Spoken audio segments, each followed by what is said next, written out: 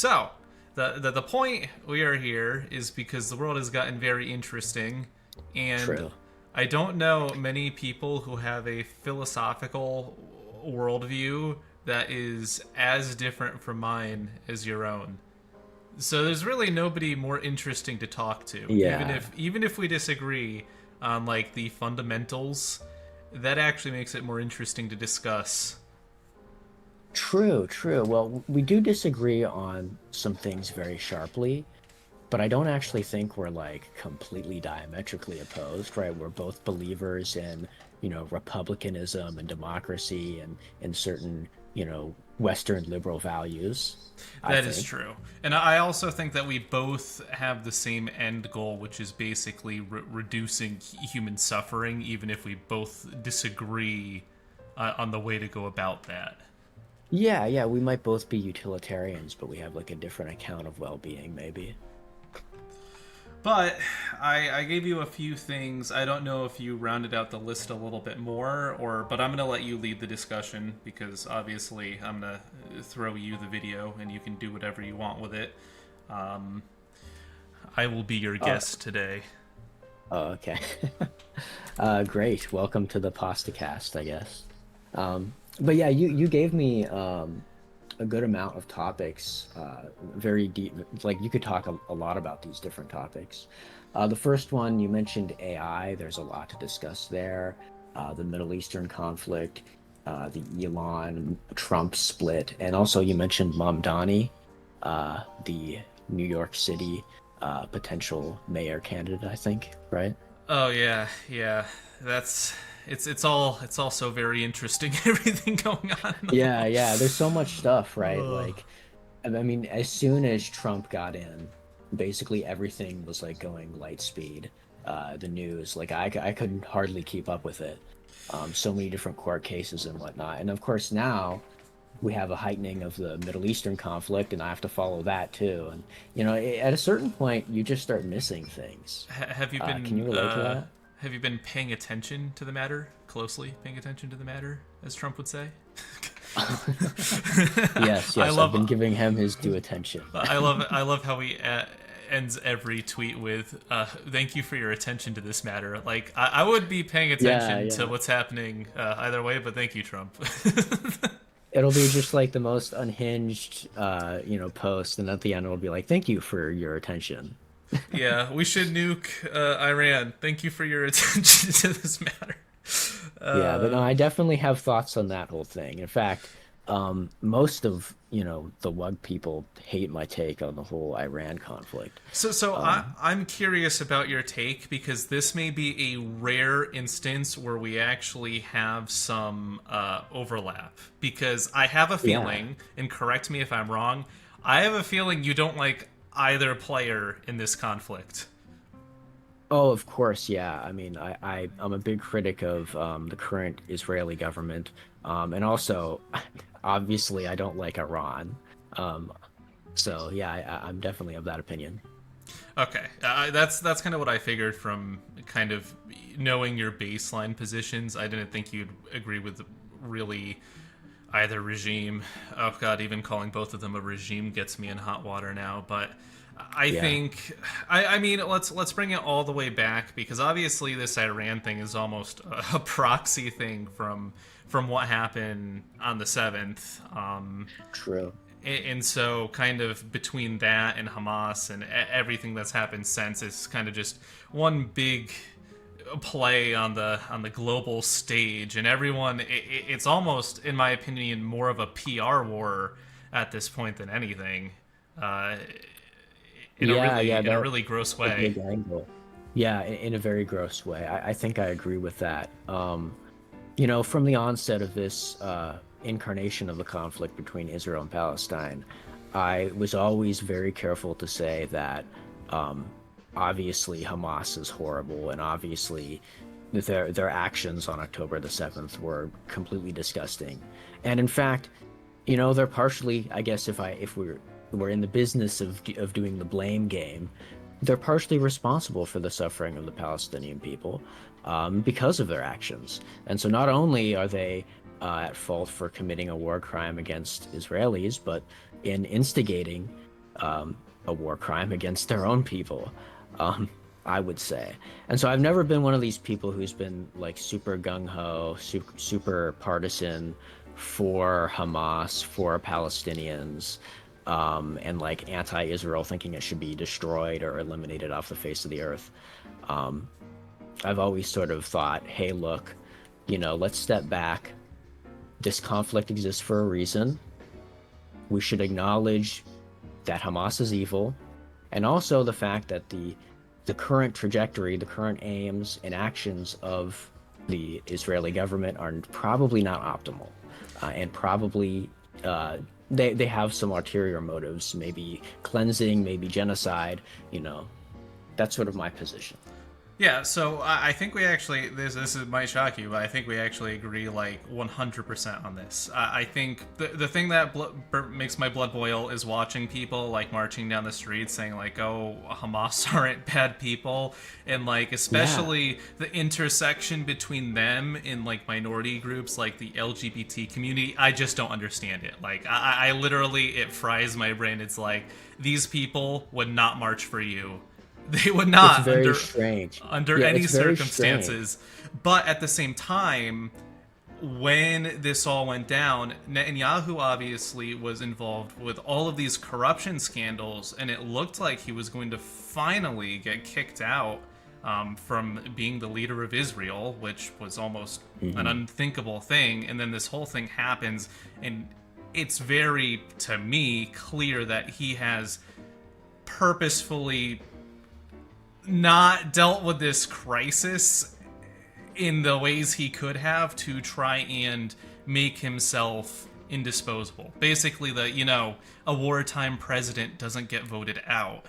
It's Exactly. very easy to shove all of your problems under the rug and say, "Oh, you need me, we're in the middle of a conflict," because you and me both know that Israel has like insane combat abilities. They have probably the best intelligent network in the world, and I don't know how good the information is, but I don't know if you've heard that they had advance warning that there was going to be an attack on the 7th. I don't know if it's true, but Yeah, at I the don't same know. time, I wouldn't be too surprised if they did. It's hard. It seems a little bit too conspiratorial for me. I'm not that kind of And person. that's why I would never say it's 100%, but at the very least I'd say the response to everything that's happened has been I don't think it has been geared towards ending the conflict. Just looking at it from a top-down view. And I'll just add some things peripheral to that support what you're saying. I mean, why go again back into Lebanon? Why go further into Syria again after Assad left? Right? I mean, these actions are explained, you know, as the actions of somebody who's seeking to prolong a conflict so that they can maintain power, right? That's a reasonable interpretation. Yeah, 100%. And so, kind of the extension of the modern problem we have now getting involved with Iran, my position on this is actually very, very simple. I absolutely do not believe that Iran should have nuclear weapons. I don't think anyone in the world believes that Iran should have nuclear weapons. However, I've met some people. oh no. However, I do. I get incredibly frustrated with what just went down because I think Same. I think it has been very clear that for all of his stumbles in foreign policy, I believe that Trump was legitimately trying to come up with a diplomatic solution. He was ready to talk with Iran, and from the outside, it looks like Netanyahu just forced his hand. Basically said, "Nope, we're not going to let you go the diplomatic route. We're going to escalate this before you have a chance," and basically dragged us into a conflict that could have been avoided. Yeah, I did see that. And I do think that is what that was. And yeah, it sucks to see even Donald Trump, the guy who's supposed to be America first, being used by Israel to essentially do their bidding. But I do have to say though, um, I'm one of those, people who are maybe like more of like a liberal hawk or something, maybe you would call me, who happens to think, there's a good way, uh, or there was a just cause to try and get rid of the potential for nuclear weapons in Iran. Some kind of strike, some kind of action would have been justified. Um, Yeah. so I feel like we have to understand that action like with that context. And Does that I'm make I'm sense? I'm actually I'm on 100% the same page. I do think that something had to be done if negotiations had fallen through, because once again, I don't think it's very obvious when you have people who shout death to Israel, death to America, it's not like hidden what their goals are. They're very outright with it. And obviously it would just be a disaster for them to have weapons of mass destruction. And I think the actual execution of what we did was brilliant. Like, technically brilliant. Legitimately, the Pentagon managed to fool the entire world into thinking we had strategic bombers coming in from Guam. Iran was literally looking in the wrong direction. We got our bombers through, in and out, dropped massive payloads, took out the no boots on the ground, just some bombing out, and we stopped. Like, we haven't done anything since. So when it comes to execution, I actually think it was pretty much flawless. Like, this is one of those examples of America can be anywhere in the world within 24 hours, pull off a mission, and just wipe our hands clean afterwards. I wouldn't be so sure. I wouldn't be so sure because I've been hearing reports that actually not a lot of the material used for the creation of nuclear devices was destroyed. So Um, I wouldn't be shocked if they had transferred some of the refined material, but still taking out the capacity. Those centrifuges they use are extremely expensive, and they are True. incredibly. It's not even that; it's the location. Like, you have to think of how hard it is to build a facility under a mountain. Will they be able to do that again in a short amount of time? And the material they already have is a problem, but I mean, it's nuclear material. It's almost a damned if you do, damned if you don't. You don't actually want to blow up containers of nuclear material for mhm. several reasons, but at the same time, yeah, if they moved refined, purified uranium out of the facility and they put it elsewhere, it's obviously still a problem, but in my opinion, it's less of a problem because it's got to be somewhere less secure now. Yeah, and I have been hearing as well reports that this is putting them back like another few months in terms of their progress to a actual warhead. So that's positive. It gives the whole world some more time, I guess. Yeah. I'm just critical of the fact that, and maybe this is just how the cookie crumbles, so to speak. But I'm unhappy with how Donald Trump sort of gave them a little bit of a forewarning for the That strike. that I, was I also agree that it's odd. I yeah.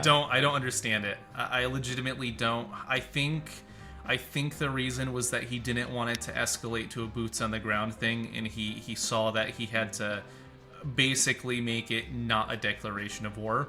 I think the United States is powerful enough that we could have pushed them into a corner either way. I don't think we had to make the concession, but I think that Trump wants his legacy to be that he didn't put boots on the ground anywhere.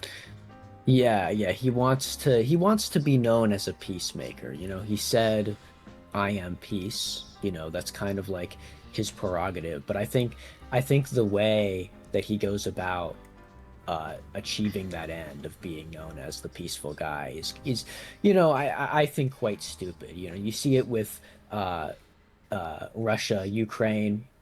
He's saying, "Hey, what if we, really try hard to schmooze up Putin? What if does he give us some Yeah, concessions? Even I though I, I have everyone's telling not him that's really dumb. I have You not know, liked his performance in Ukraine at all. and I Um, think it's just in that same light. He's one last gasp, so to speak, for, oh, well, come to reason, come Yeah, to your senses, Iran. it's challenging, and if you put yourself in his position, I can't imagine. I can't imagine the information he has. I can't imagine the stress, and most of all, I think looking back, it's going to be very hard to say, because when the Iraq War was happening, when every time we've gotten involved in the Middle East, there was support at first. There really was. We were gonna get rid of the terrorists, and now we look back and we consider it one of our greatest mistakes. And so who knows what actions we take today, how they're going to be viewed in 10, 20, 30 years. It's really hard to predict your future audience. True, very true. And it's still a big question as to whether, where this goes. We did the strike. Things seem to be sort of sputtering out. The heat is sort of, radiating away slowly. But there's still potentiality there for a larger yeah. conflict. And, anybody saying, oh, well, he did it, victory, job well done, that they're being a little bit hasty, I think. Yeah, and the nothing ever happens bros have had a very large losing streak lately. So we are now we're officially in the everything happens timeline. It was a shift that I was not accustomed to. Like I'm not used to things happening at this pace. Usually I was the guy to be like, it's gonna be fine, nothing's really gonna change. But now it feels like we really, between everything happening in the world, we are at a fulcrum point. Depending on how things lean, the entire world could turn out very differently. Maybe more so than previous historical events combined, just because of really, we'll get into the AI thing, but I think we really are crossing the Rubicon at this point in a lot of ways. And I concur. It excites me, but it scares me. Like I have this odd anxiety of like I can see the potential, but I can also see how many ways everything can go wrong at this point. Definitely. I mean, I think about the future, and sometimes, I'm having almost a panic attack. And sometimes I'm thinking, oh, well, things could get better. We'll have all this cool technology. We'll have like a moon base, That's like the cool future. The anxiety future is, oh my goodness, we're seeing the lines in the sand. We're seeing the lines on the map. The whole world's starting to get divided up, and we know where the sides are, and tensions are growing. And that's never a good place to be in, globally. Yeah. Right. Yeah. And foreign policy is always a can of worms. At the very least, it seems that some things have calmed down. Like we haven't heard from North Korea in a long time. It almost seems like post trade war, even China is quieting down a little bit. I think after that little kick in the face, they kind of decided they're gonna. I think they're going all in on AI now. I think they've realized that that it's more important than doing the build up this huge military, this show of force. I think they've realized like the race is now, it's not even military capabilities. It may not even be Taiwan at this point. It's them developing their own AI models to compete with the United States. Mm-hmm. Yeah. It's weird to look at places like China, maybe India, right, as well as like this, because you don't really know where their loyalties lie in terms of the broader like geopolitical order. Like China kind of strikes me as the kind of nation that's gonna sit things out. Yeah. They're not gonna. Yeah, and that strategy has its logic to it, but like you almost like, because China's like a really, like, they're bad. Like China's really bad, and they want to take over Taiwan. They have interests in Africa and whatnot, and to have them make these strategic moves and to play this sort of neutral game while the rest of the world is sort of for lack of a better term, scrapping, you know, it's not a good place to be in. Yeah, and China especially concerns me just because of how there was just, it seems like every time, and I'm not an expert on Chinese history, but there seems to be these huge periods of just absolute impossible growth and improvement, and then it's always followed by the drop, and it's very challenging when you have so much forward momentum to start slowing down as a nation. And their momentum over the past couple of decades has been unbelievable. Like you can hate the Chinese Communist Party, and you can absolutely disagree with their methods, but when it comes to what they have built in the time they have built it in, I would have said it's impossible. Like, Yeah, it is impressive. It is very impressive. but then you have these terrible, terrible decisions from so long ago, the one child policy, all of Hmm. these ghost cities built to keep GDP moving along, assuming that someday there'd be people to fill these cities, and all of this kind of debt from that huge growth is just kind of catching up. And the question is, will it catch up? Do you think it'll catch up? People have been talking about China's going to collapse, collapse imminent, and these predictions have been wrong. Now, I don't think that means that they're never going to collapse or that a collapse isn't imminent, but I don't think that there's any reason to believe that there is, in fact, a collapse imminent. I'm not an economist, you know. I don't know a lot about the economy of China, even more specifically. So I'm the kind of person who's gonna say, uh, I'm not gonna comment on whether China's gonna collapse or not. I don't have a position. It seems to I me that China's a pretty strong economy, I think, in my I opinion. think that I don't think anyone deserves to be called an economist anymore, because I don't think economists have predicted 30 out of the past two recessions. Um, there's really, I probably should have become one, because all they seem to do is just trend lines, and then they'll grab the prediction that works out, and they're like, look, I called this, but and ignore the other 30 predictions they made. But I'm kind of in the same boat. I used to be in the China incoming collapse boat, but now I'm Mhm. looking at things from a different lens, which is a little bit more scary, which is total global demographic collapse. I don't think it's a China problem anymore. I think with birth rates going the way they're going, the entire system is about to break. Probably before we die. Just doing simple napkin math on how retirements work, on how the stock market works, the world is not ready for the concept of not growth. Like, everything's built around growth. Literally Mm. everything is built around growth, and growth is decelerating. Granted, technology makes up for that, but as we see as time goes on, the benefits of technology disproportionately enrich the people who can afford the technology, and that doesn't necessarily help out, the common man. Yeah, yeah. I mean, you're definitely making a lot of claims there. Some of them I am skeptical about.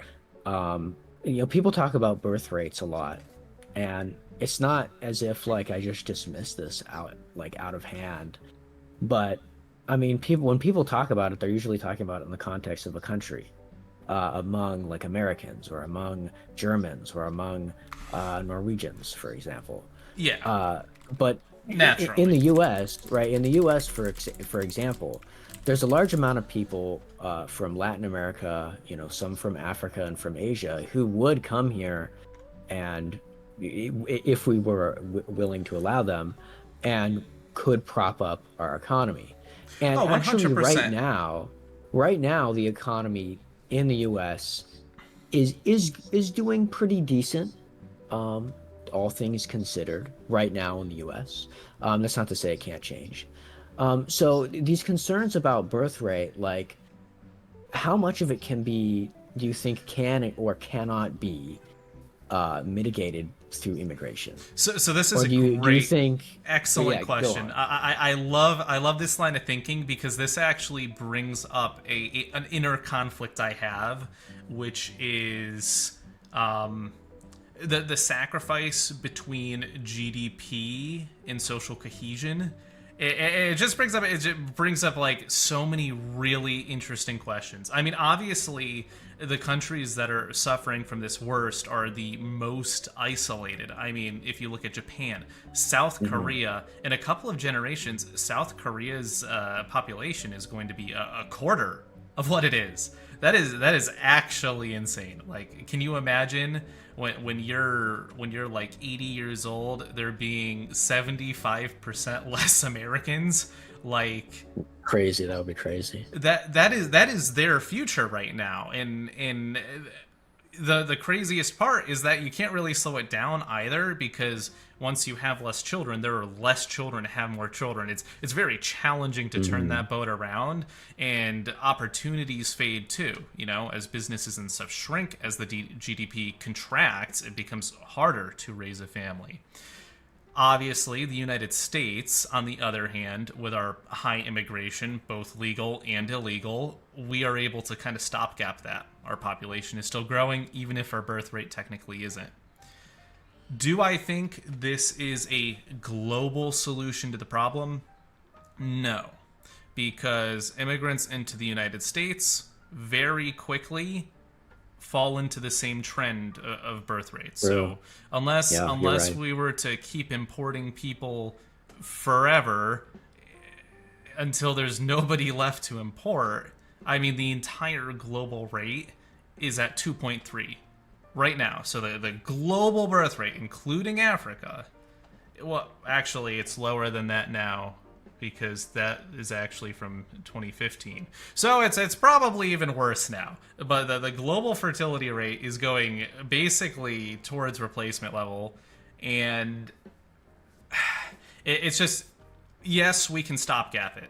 I 100% agree with you that that is probably the solution most governments are going to come up with. Actually, I think it's the reason that countries like England are acting the way they are right now. They're not saying it outright, but I think they can see the writing on the wall.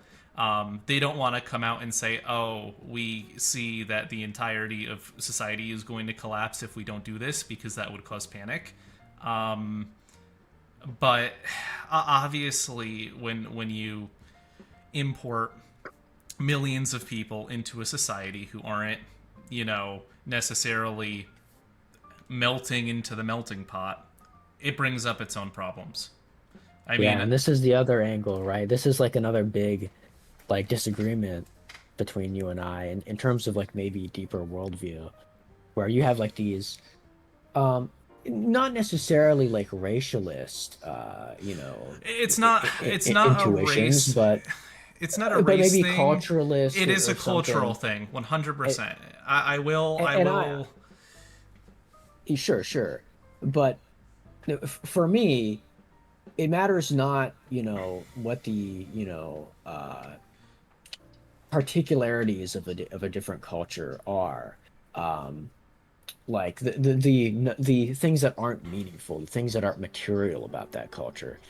It matters, the things that have moral weight. So, for example, Islamists, even Christian extremists. Like if Oh we're yeah, importing groups of people 100%. who are extremists of almost any kind, that's incompatible with Western So liberal values, I would be opposed to that. But in the case of the United States, and I think it's important that I make this distinction, in Europe, they have different types of immigrants, different demographics immigrate to 100%. Europe. In the United States, what do we have? We have Latinos, basically, people from Latin America, Don't forget the and they, Canadians. well, and they are not as threatening to me culturally. There's nothing really about their culture that really makes me think, oh, this is gonna be the worst. This is gonna destroy society. And so I think, having them come to the U.S. is probably a good thing. It would allow us to continue with the type of economy that we have for further into the future. And obviously, I agree this is not a global problem, because what this is correlated with is development, right? As Yes. soon as you have a society that's more developed, almost without exception, the birth rate declines to what you see in the developed places in like Europe and in Canada and the US, One hundred right? percent. And so we're going to need some other solution ultimately. And I think that's going to have to come down to how we organize society socially, and also technology. Um, I think we might have to, maybe rethink uh, economics So at let that point. me let me. I'm gonna jump back to the beginning so that I can address a few points before we Yeah, go I said a towards the lot. I said a technology lot. things. So I want to start off by clarifying that I do believe that there is, and you don't have me wrong here. I do believe that there is inherent value in cultures.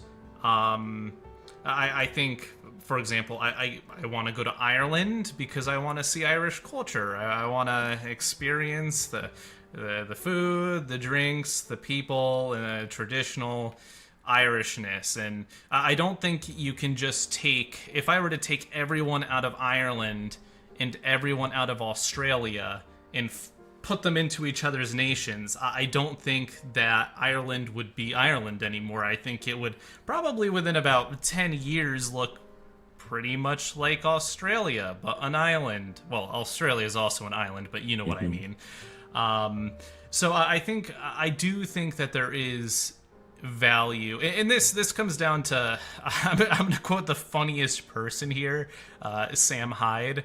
But I think even though he's an insane man, I think he stated it in the most eloquent way I can imagine, which is humans are not interchangeable cogs in a machine.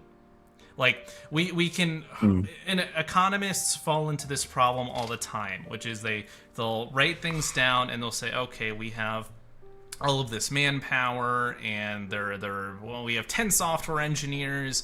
We should be able to get these guys, they have the same skills, and we should be able to plug them in to this project, and these people are cheaper, and they're software engineers, though interchangeable. Boom. I can tell you firsthand that different cultures and different people have very different ethics, work styles. People are not just interchangeable cogs.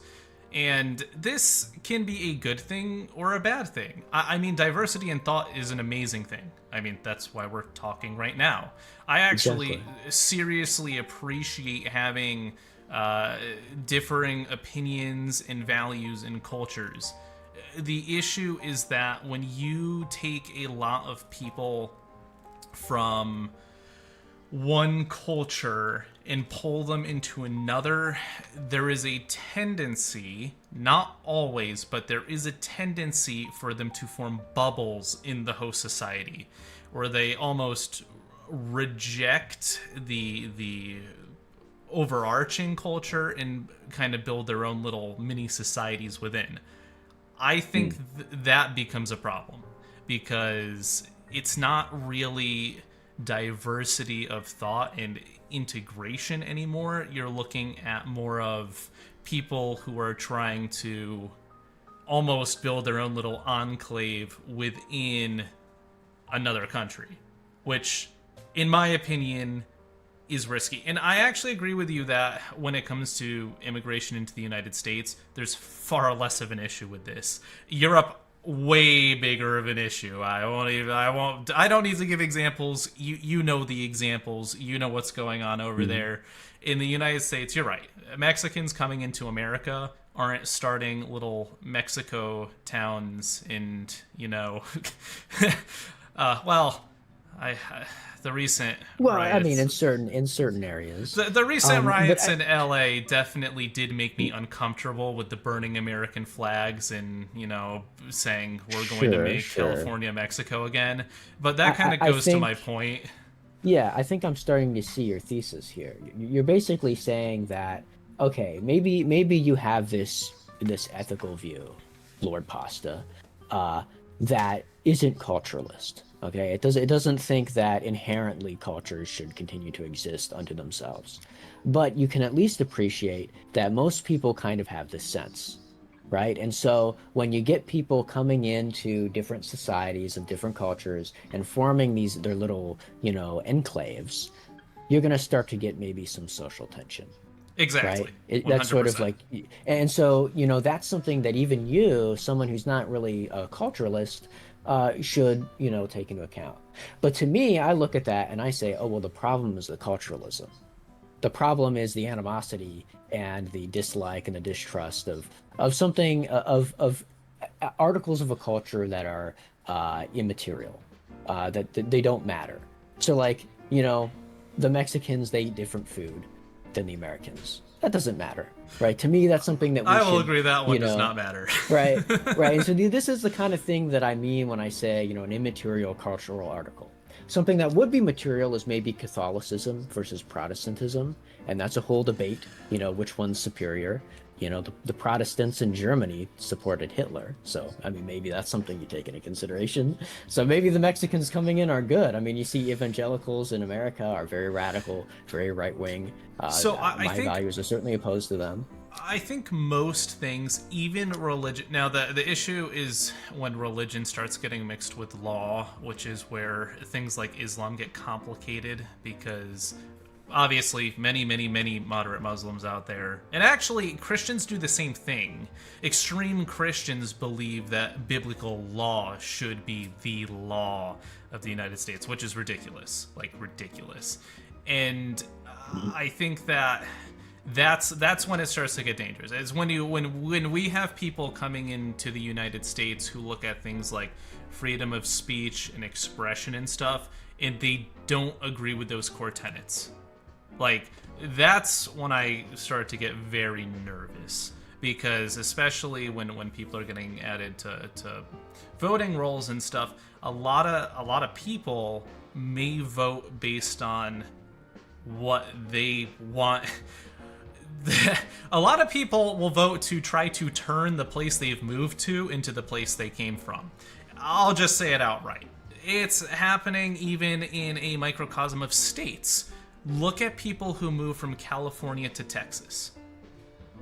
They vote for the same people they ran from in California.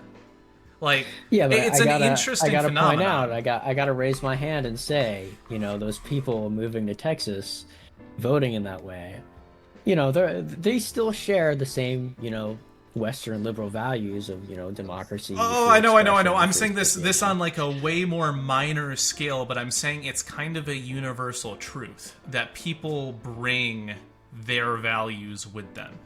And this is fine at a scale and when managed properly, like 100%. It's the only reason the United States has become as successful as it is. Our immigration was a huge part of that, but at the same time, historically, immigration was about the American dream. And when people were coming to America, it was because they saw somewhere where they could build, their own enterprise. It was literally like our entire brand, right? You were going to Yeah. America because it was the land of opportunity. I think a lot of the people coming to America now don't respect America in that way. They don't look at us like that. A lot of them But why do you actually. think that? Because that seems a little strange to me. It is strange to me. It's absolutely, and I agree. It doesn't make sense, but you Well, see I'm it. asking, like, it's strange that you think that.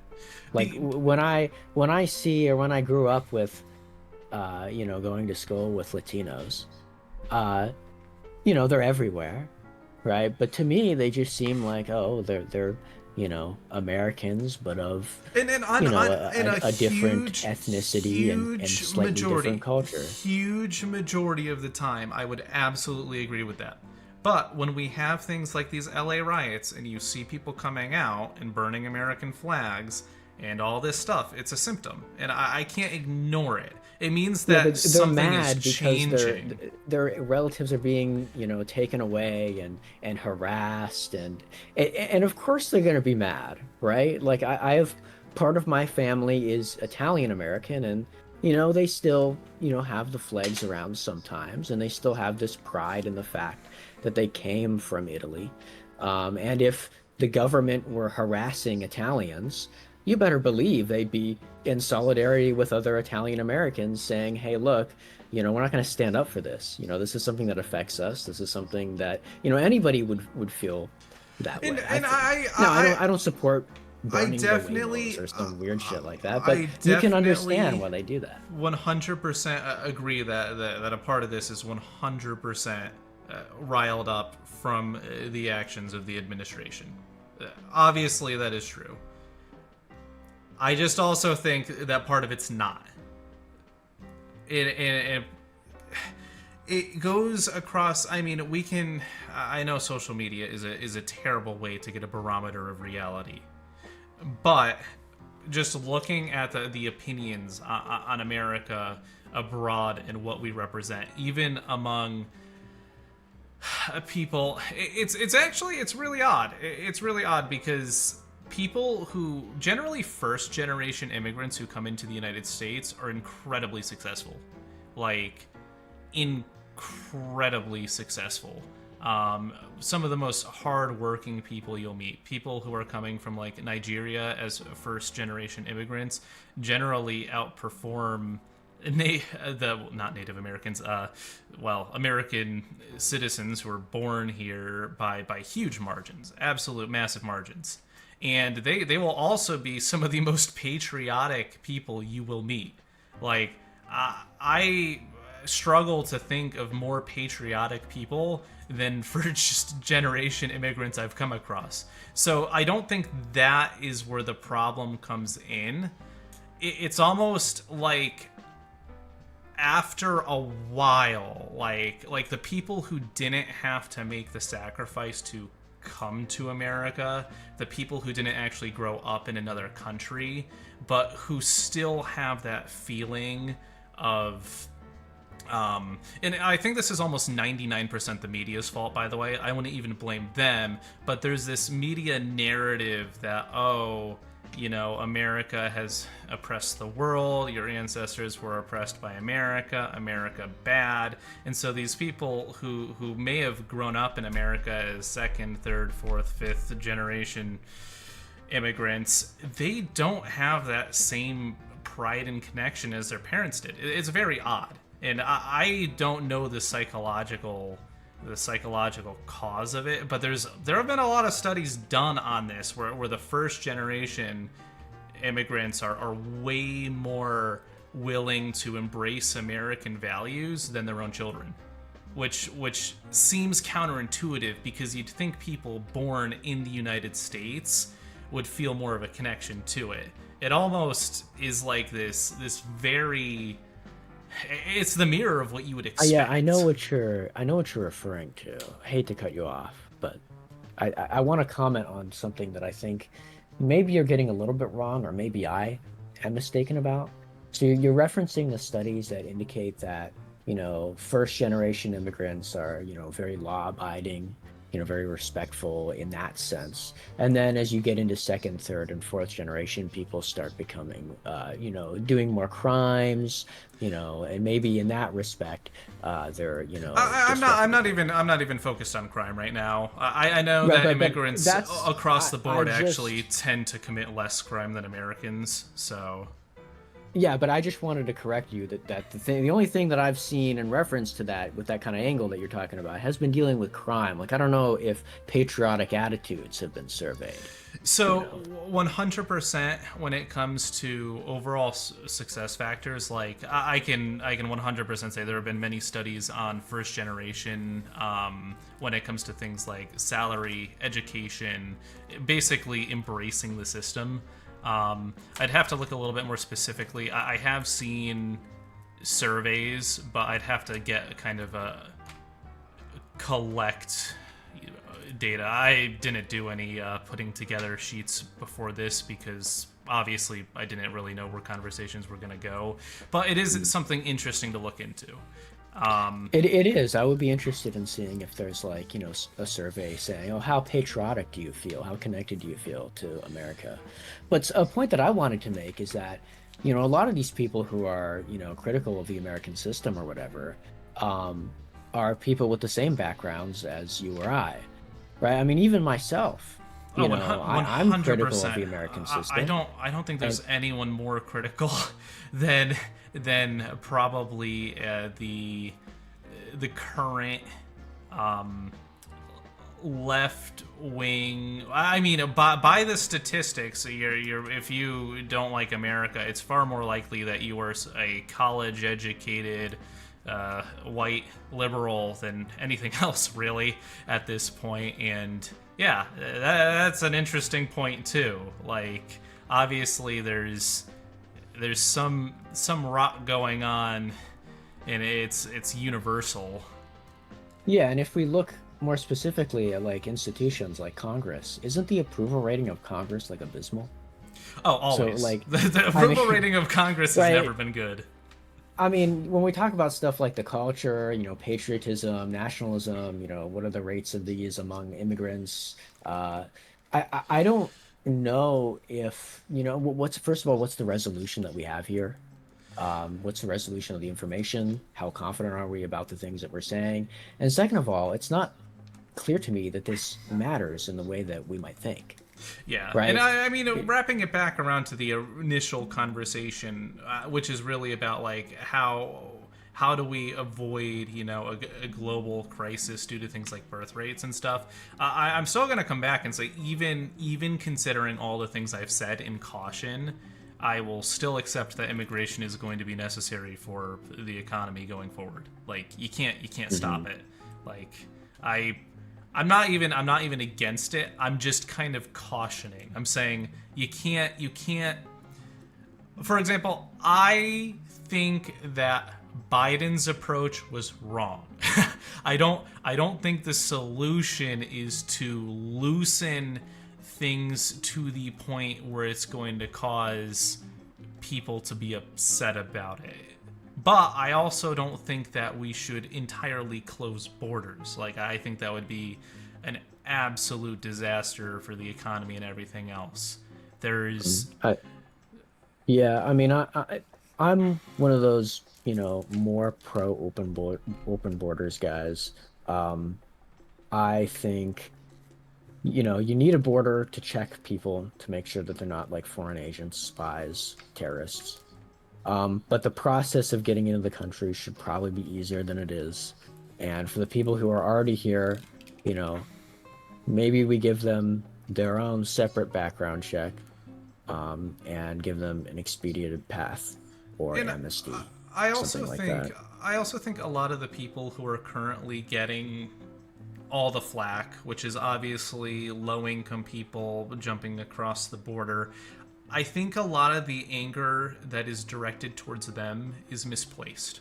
I think that the largest economic effect on Americans, because we are a service country now, mostly, I think people conflate things like the tens of thousands of H-1B visas that companies like Microsoft use to undercut American labor with people jumping the border. And obviously, those are two very different kinds of immigration. They are not related in any way, but unfortunately, the average American hears immigration and they think, "Oh, that's the guy who I'm competing with, you know, in my interview. Like, that's the guy who just got my team offshored." A lot of the time, it's not Yeah. someone hopping the border, But but I feel like we should also be careful because a lot of this might be colored by, I don't know, Twitter, X.com, what people are saying on there. And I don't necessarily think that that's representative of like the average person out there. On oh X, yeah, it's very you hard do to see a lot of like you see a lot of crazy people on X, Twitter. absolutely. Like you see the racialists out in the open, like, and I use that term meaningfully. I'm not meaning like racist. Like these No, no, people no, one might hundred not have percent. any. There, Yeah, you there know what I are. mean, They would right? legitimately put up an ethno state if they could, and that is scary, especially that it's becoming so. And this is actually, I think we are both on the same side of wanting to avoid that. Like 100%, Absolutely. hands down, that is worst case scenario. I just am afraid that some of the attempts from people meaning well to solve these problems are actually making them worse. Like I think a lot of people aren't listening to why people are angry and going, "Oh, it's okay. We'll solve your problem." But they're not listening. And there's nothing more dangerous than a large group of people who feel like nobody is listening to them. That is dangerous. And especially when you combine that with systematic deplatforming, you start to grow a group of people who feel like their only option is to completely give up on the system.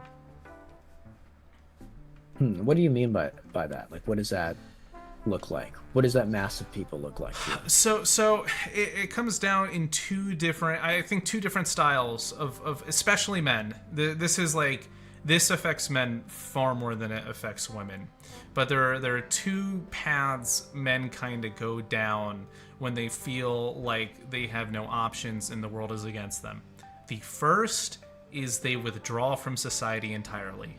That's where we get people who decide they're not going to get a job, they're not going to work, they're not going to date. That is kind of like the incel corner, and like these are people who have just given up because they feel like the world is against them. Then you have the people who do the exact opposite and they say, "Oh, I'm going to break the system." And this is where you get groups like Patriot Front, which I think actually both of these types of people are both being created by the same problem. I think it's just the solution is different. Some people completely withdraw from society and become, a NEET or whatever you call it. And then the rest go, I'm gonna literally just break the system. I'm gonna go so against the established norms, and I'm gonna be the exact opposite.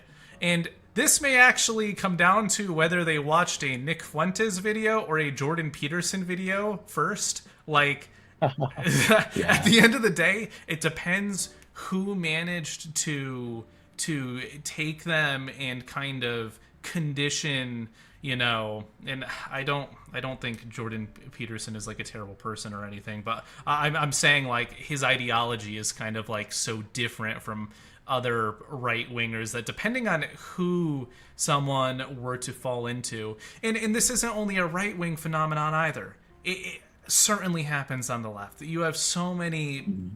liberal identifying people who, oh god, it sounds like a gender when I say it that way, who basically also withdraw. They spend their entire life on Discord, they don't bother getting a job, they have that doomer mentality of, oh, the world's gonna end anyways, so why try? And then you have people who go and join groups like Antifa and go, well, I'm gonna go and I'm gonna burn down the system. Like it's the same problem on both sides, and it manifests in the same ways, and it's all caused by people who feel like the system is not listening to them anymore. Like people who feel completely unheard. They go in those two directions no matter what side of the political spectrum they're on, and it causes mayhem for everyone else. Yeah, I totally see what you're saying. And I don't disagree that that's something that's happening. And it's dangerous, and we don't want to be in that situation. I think a lot of this is related to stuff like, Congress's approval rating, like the overall approval of the system of government we have here in the US. And I think, that's dangerous, right? Like if you have a system like the one that we have in the US, that nobody believes in anymore, well, that's, we need a Caesar moment. We need someone to, cross the Rubicon and get things done for us type moment, and you don't really want to see that. And Now that's there that's were, scary. yeah, that is scary. That is scary.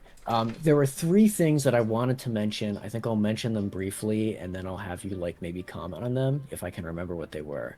The first one was a while ago. We were talking about different values of different cultures and whatnot, and how that might reflect on certain basic rights. Freedom of conscience, freedom of speech, freedom of assembly, these Oh, types of 100%. things. Now, I happen to believe that these specific rights shouldn't be, up to a popularity contest. I think they should be constitutional. I think they should be even above amendment. I think that they should quite possibly be immutable In articles the of a in the constitution. words of the founding fathers, if you were religious, you'd say they were bestowed by God Himself. If I were, yeah. Divine rights. Well, I think they're very important, and we shouldn't leave them up to popular will in almost any way. And to the extent that we sort of have these protections in the U.S. that are in the Bill of Rights and have been affirmed throughout the ages to apply to both the federal and the state governments by subsequent Supreme Courts. Do you still think that we have reason to be worried about certain anti-democratic cultures, coming to the U.S.? Do you think that to what extent do you think that mitigates the concern that you have there? So Um, it's yeah. hard. This is a hard one, and I'm going to look at it from two different perspectives. There is the worry of legitimately the an opposing culture itself forcing changes in fundamental beliefs, and then there is the reaction to it causing a shift in fundamental beliefs, because unfortunately every action has an equal and opposite reaction. Like, for example, the huge the huge immigration push under the Biden administration has now led to the equal and opposite reaction from the Trump administration, and now birthright citizenship is on the chopping block, which is something I never thought was possible. If you asked me, like, granted, my position on birthright citizenship is actually nuanced. I don't think I won't even get into that, but I'm going to say that I didn't think that could change. Like, I never thought that could change. Like, I was like, Oh, that's well, that's in the a lot can Constitution. change. A lot can So change. so whereas I would think, oh, the constitutional protections are absolute, they're not. They aren't, yeah. It's still a piece of paper written by men, and even without amendments, we change we've basically figured out that Exactly. that That's how part of the we problem.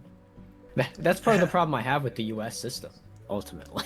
it's really down to where we've realized that we don't have to legislate, we just have to reinterpret things, which is bad because you can reinterpret things with far less effort. And here's something that, maybe it'll blow your mind, maybe it won't if you know about this already. But we kind of need the Supreme Court to reinterpret the Bill of Rights. Because if they didn't do that, we wouldn't have free speech. Because if you look at the First Amendment, it says Congress shall pass no law abridging these, enumerated articles: right of a religion, right of free expression, assembly. Um, it doesn't say the state governments may not infringe them, right? Yeah. And so Yep. for I think over 100 years, it was interpreted that in fact, uh, the state governments can absolutely infringe those things, and in fact they did all the time, right? And so that's part of the problem. That's part of the bind that we're in. We I think you and I would agree that we would want a system that says unambiguously, hey, look, the state, either the federal unit or the national body over all the federal units, cannot infringe these basic rights: freedom of assembly, conscience, et cetera, et cetera. But we just don't have that. Right. And if we Yes. start Yep. being originalists about stuff, if we start saying, hey, look, we have this right of, birthright citizenship, because we're originalists. Well, if you're originalists on that, why aren't you originalists on the First Amendment? Right? It's a whole legal quagmire. I think the even bigger issue that this derives from is that Congress doesn't legislate because they don't want to, and because it's almost impossible to legislate. I actually, the United States checks and balances system is excellent, but in some ways, I think it may have went a little too far, to the point where in a contentious situation, nothing happens ever. Like, it is currently impossible to pass legislation. I wish it weren't true, but I mean, look at the only way things get passed now are through massive omnibus bills, which basically use the federal budget as a blackmail to say, oh, well, you gotta pass this or we're gonna shut it all down. This is not how the system was supposed to work. Like, You're right. and I don't know, and everyone tries to change the rules when they're in charge, like the filibuster. Like, depending on who is in Congress, whether we want to keep or remove the filibuster changes. Yeah. every yeah. 4 years, like every time it's like, oh, now we're pro filibuster, now we're against the filibuster. But I don't know how to fix Congress. Like, term Yeah. limits would be one big thing. Ranked choice voting would be another huge thing. Breaking the two-party system, getting money out of politics. But the issue is, all of those things require legislation, which won't be passed. You know, I totally vibe with you when you say that the checks and balances within the legislative, I'm not talking about like with the judicial or the executive in its executive function, but just within the legislative, maybe it went too far. Because, I mean, we've got essentially tricameralism. I know they say it's bicameralism, but it's essentially the president is kind of acting as like a pseudo, third house. 100%. With their veto power. And so, yeah. There's this big gridlock and like actually getting things done. And I think that is an issue. I totally agree. And I think veto power becomes even more contentious with the inflation of executive orders. I don't think the president was ever designed to have the not absolute, but it's getting their power they have, especially it's almost like when Congress is bound, executive orders cannot be challenged by legislation. So it's really just becoming a battle between the president and the courts. And so now the courts are having to take on legislative functions, and Congress doesn't even factor in anymore. Like, it's very broken. It's very especially broken. with Trump, right? In the Trump era, and well, now in the Trump 2 era, when he has control over Congress, you know what Congress does? They just say, "Oh, tell us what to do, Daddy Trump. We'll serve you. We don't want power. Take our power away." And I feel like eventually, right, this is the problem of the system, right? Because you have this powerful president, and the inception of the system, maybe it made sense. You wanted all the checks that you could get, I thank the founders that they didn't, do what like maybe Weimar Republic did with the president or the chancellor, and give them these insane powers. Their powers are checked. But having the president in the first place, let's say that this system devolves because you can't do anything because it's too hard to pass legislation. Well, there's kind of, if you interpret the Constitution in the right way, a way for the president to sort of step over all of that and rule by decree. There is kind of, if you squint hard enough, they have to make sure that the laws are carried forward. Well, it's already tiptoeing in that direction. Like, each administration, one after another, has been testing the boundaries of the presidency, and then they set precedent that the next president picks up. It's concerning, and all it takes is a president who doesn't care anymore. Like, Trump is close to not caring, but he's still playing kind of by the rules. But if you have the right person who legitimately doesn't care, like look at our, like, Argentina, or wait, not Argentina. I'm too tired for this. El Salvador. You have an incredibly popular politician who has a huge support. Like, we're not talking a little bit. Let's say a candidate comes out who manages to hit 60, 70% approval. something completely unbelievable, and then they walk up and they say, I want to ignore the court and just get things done. Would the American people allow them to? Well, Trump has already ignored the court. Well, I mean, even more blatantly, but yeah, like I said, we're going we'll in that see. direction. Yeah, we'll see. But the issue is in the midterms, issue... if he tries to do some weird things and say, oh well, if you're a Democrat, you have to jump through all these hoops. You know? The interesting thing is that Trump doesn't have that kind of majority support, though. The only reason something like El Salvador can happen is because there was just overwhelming support, which was caused because, I mean, it was the situation there was absolutely the situation awful. was bad, true. But the situation in America is definitely legislatively getting worse, and we are starting to slip in a lot of ways. People are very upset.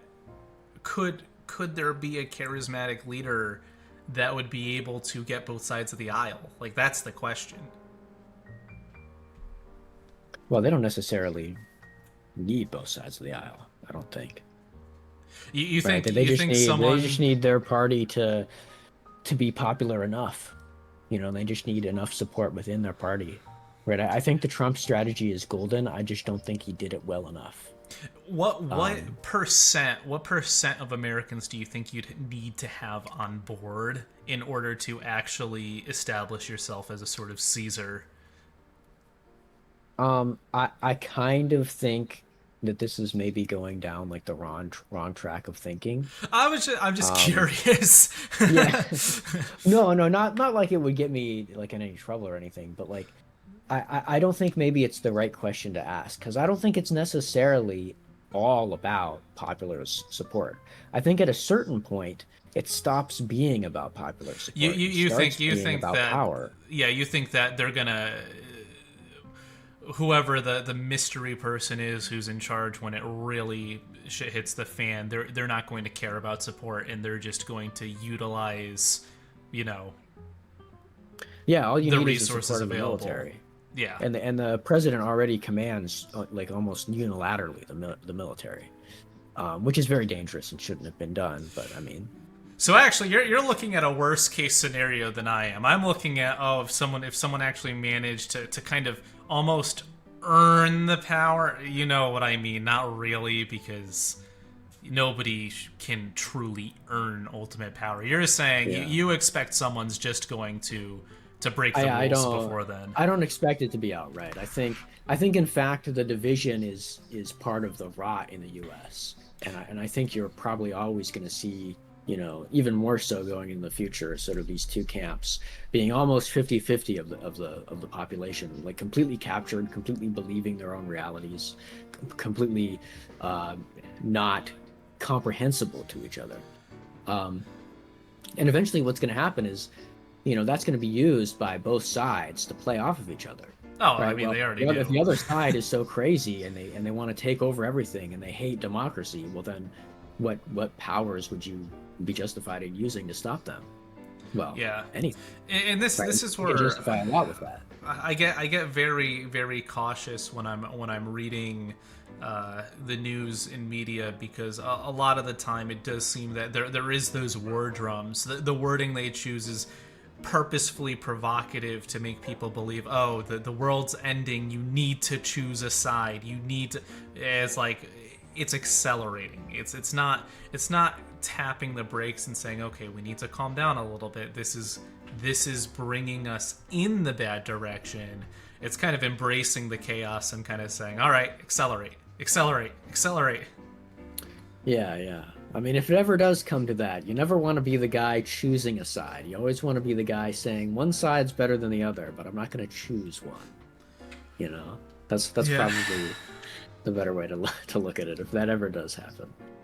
I don't think it will soon. I think Trump will be one domino in the chain towards it, and I think the future is inevitable, but not Trump. It's not going to be Trump that does it. It's going to be someone else.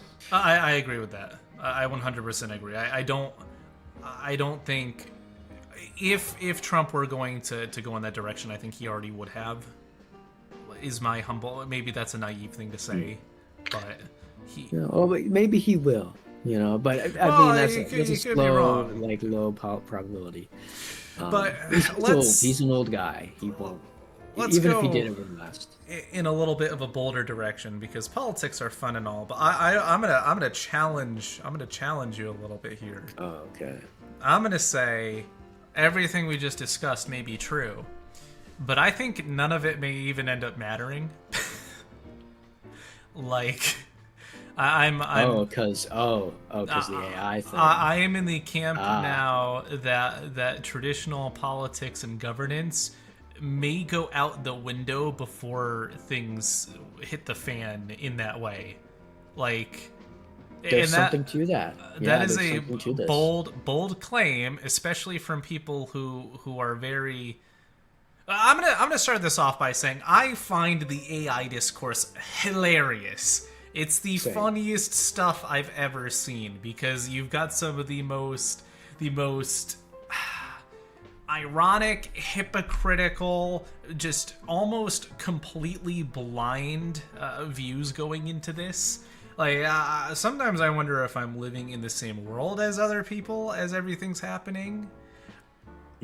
I don't know if you feel the same way. Maybe with some people, I feel like some people, like, on my side of AI issues are, like, on that side for, like, really stupid reasons, right? Like, but there's so many different things with AI, right? Like, I was trying to write up a list before we had this conversation, like all the different things that people say about AI. So there's the alignment problem, which I think is the big one. You're aware of the alignment problem? Let's start with definitions, because I think this conversation is going to hinge around the fact that nobody can agree on what constitutes AI and what they do. Yeah. So I'll start with my favorite one, which is when I'm talking to people and they say verbatim, current AI isn't real artificial intelligence, it just predicts the next word. Yeah, I've heard that one. So I'd like your take on that before I give my take on that. I think that's sort of like a obtuse take, right? Like, obviously the kind of AI that we have right now is not a general AI, but it's not designed to be that, right? It's also not an ultra, like, it's not a super intelligence AI either. It is a language model. That's its job, right? So my take is that, you're probably kind of thinking of AI as like an AGI rather than, specific use AI, which is what we have right now. Yeah. And the reason that this specific one frustrates me is that it's people trying to use technical knowledge that isn't actually accurate. Like on the surface, what they're saying is true. Like, yes, it does predict the next word, but that is hiding the entire network of how a neural net actually functions. And I will go even a step further and say, by the definition of all a neural net does is predict what comes next, my counter would be that's how the human brain works. Like, yeah, like I was we about are to say, we are a prediction engine. Yeah. True. So, yeah, that one always strikes me. But I'll let you go next. Well, what's one that you hear people say? So all this stuff that people say about AI. So they talk about the alignment problem. I'm sure you know what that is. Yeah. They talk about the copyright angle. That's a big one. The copyright angle. Is it? Oh, I'd love to talk when you about ask that. them, for the image, is that copyright? Is that infringement? That's a big one. Effects on social media. You've seen the orb videos. Oh yeah. Yep. the orb posters, the even the schizos fact that and stuff like that. Every other post on social media I can tell is written by ChatGPT now. Like, that too, that's a big one, huge one. Environmental concerns, and then finally the effects on the job market. Those are like that's a lot of different things that AI touches, and people are talking about all those things. And Do so you, often I'll see people have these AI debates. AI, we're going to debate AI, not literally like debate an AI, but we're going to argue about AI, me and another actual human. Um, but like, you never know what the topic actually is going to be about because it could be about any number of these, right? Is AI going to take your job? Is AI, bad for the environment? Is AI copyright infringement? Is AI going to kill us all? These are all different AI questions. so I would love to start with the what seems to be the most boring one, but I think it highlights just a really interesting question, which is the copyright question. True. So here's the thing. Here's what I have noticed, which is really interesting to me.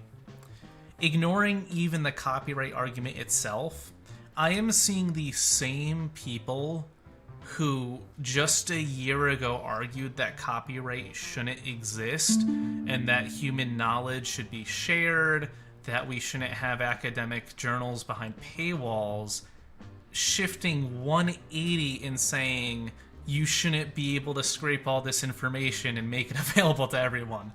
It is this Yeah. very.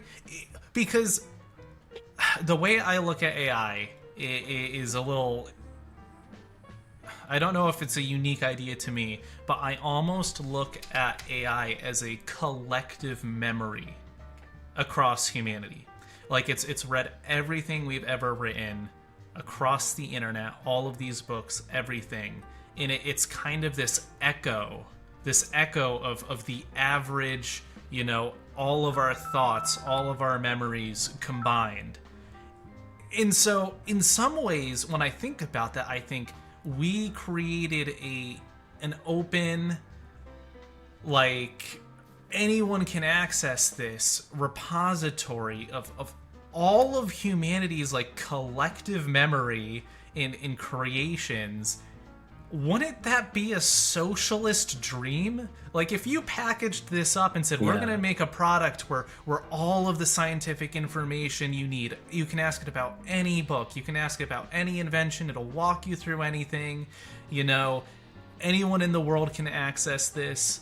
I feel like if you were to pitch that almost sounds like the socialist ideal. Well, I mean, obviously you describe it in these very romantic terms. I'm less of a romantic guy. I don't typically think of it in those terms, but to me, it's very simple, right? Is it infringement for me to go online and look at like a bunch of different pieces of art and then, create art in that same style? No. Why would it be any different for an AI to do that? Is it transformative? Is it unique? Would someone mistake it for an already existing art? These are the questions that I would take to be relevant for determining copyright infringement. Yeah. And I just don't think that, it meets that criteria. Now, this sort of intersects with the copyright issue, on a larger level. And you have to sort of ask the question, why do we have copyright in the first place? Well, we have copyright in the first place because of not the little guy drawing things, but because of investors, because you need money to make things like films and large like art pieces, like building architects and stuff like that. Mm-hmm. You need well, I don't know, probably not for architects, but for logos, for certain stuff that's licensed by a larger corporation and stuff like that. That's why we have a copyright system for art and for other things too. It's easier to find examples for like in engineering. Do you follow? Yeah. Yep. 100%. And so if I look at means to ends analysis, if the reason that we have the system of copyright is to incentivize investment in development in new art, if the goal is just to get new art, well, if AI can just create new art, well then that's fine, that's great, there's no big issue there. Copyright never existed for the little guy in the first place. It is very interesting to me, especially as a software developer, because I don't want to come across poorly here, but the reaction from the art community with AI in particular has just been so different from everything else, because in my industry, I'm a software developer. I already have AI agents that my company I work for is. Oh, why do people keep calling me? 1 second. 1 second. Sorry. It's all good.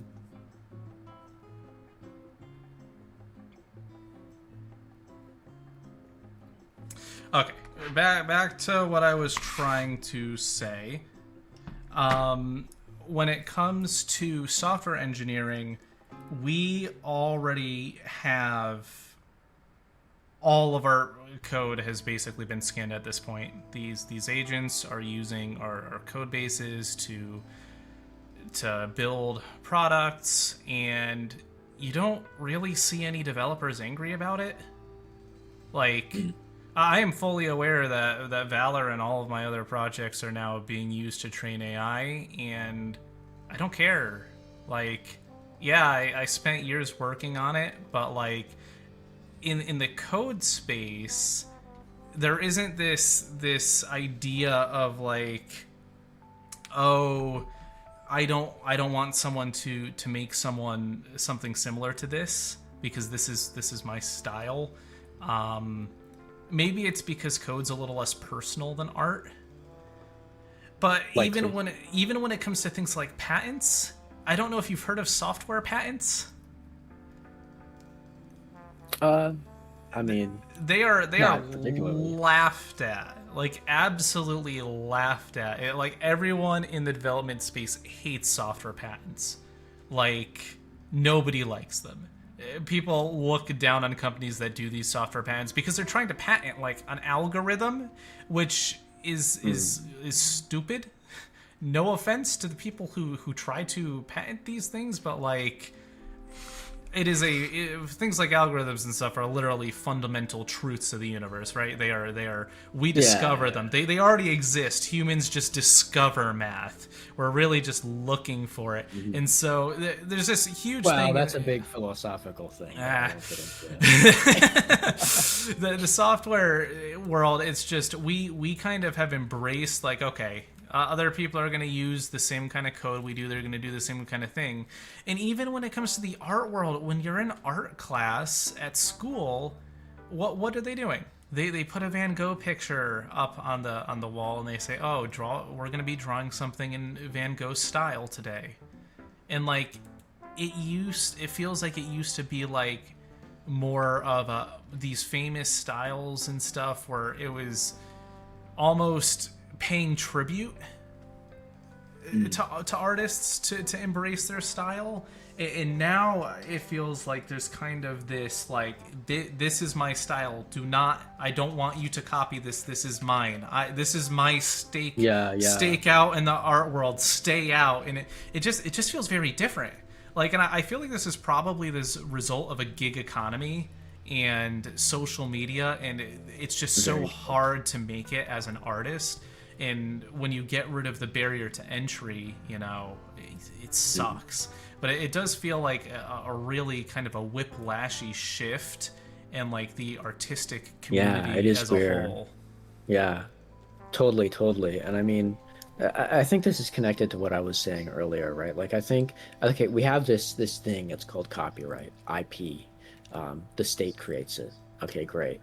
And I think because it exists, there's a culture that forms around it where certain people get it in their head that the reason for it is to protect my ideas, so that I can own my ideas, when that's not really the main reason why you have IP in the first place. Mm-hmm. And so you get all these individuals, thinking, oh, well, you're stealing my idea. That's theft. That's horrific. But if you just think about it on a utilitarian basis, what are you going to do? Prevent all these people in the world from having the art that they want just because you want like a few bucks? Like that seems grossly unfair. And I've I've had people, especially with Valor, one of the most shocking things I've had happen, and actually I think some of the people in WUG have criticized me for this as well, is in some parts of Valor I've used placeholder images for some things because I'm not an artist. Like, I'm not an artist, so I have some pictures that I generated using AI, and it's an open source project, so I'm like, if anyone wants to contribute art to replace it, go right ahead. And I've had people who are angry and come in and are like, oh, you use AI art, you're taking jobs away from artists. And I go, this is an open source project. I was never going to pay someone to make art for it in the first place. Like, I guess I could grab like a stock image and put it in, or just use an icon. But like, I feel like this kind of vitriolic response is actually turning people off from dealing with artists online, because Yeah. like I would love to have people contribute. Brain, I think it's lizard brain at that point, because listen, I'm scrolling on X, I'm scrolling on Twitter, okay, and I see the AI video, okay, and it's cringe. Okay, Yeah. a lot of people are gonna vibe with me. It's cringe, and I see the AI picture. It's cringe, and listen, there's some value lost with AI. Okay, but to me, this feeling, I bet it's analogous to the feeling that right-wing men got when they saw that video of the like working ladies dancing. Oh yeah. I bet it's the same thing. And it's like, okay, you have this emotion, you know, but like, what do you do with that? What do you do with this emotional reaction that you have to this thing? I mean, there's some, I mean, my dad does AI, he writes poems and then he has an AI make a song for them. And he's very happy about that. Now, I would never do that. I'd feel cringe about it. I'm a musician, I'm a poet, and I don't, it would feel weird for me to do that. But for him, it makes him happy. Who am I to take that away just because I feel cringe? Yeah. Well, 100%. And I think another angle that nobody really considers is that it's lowering the boundaries for people who may not have had the ability to do something in the first place. Like, if we look at the things that AI can do for people with, like, disabilities, someone who could never actually hold a pencil can now type in, well, maybe not type in, but input a prompt and have, a picture pop out that they imagined but they'd never be able to draw. Like, that's kind of beautiful in a way.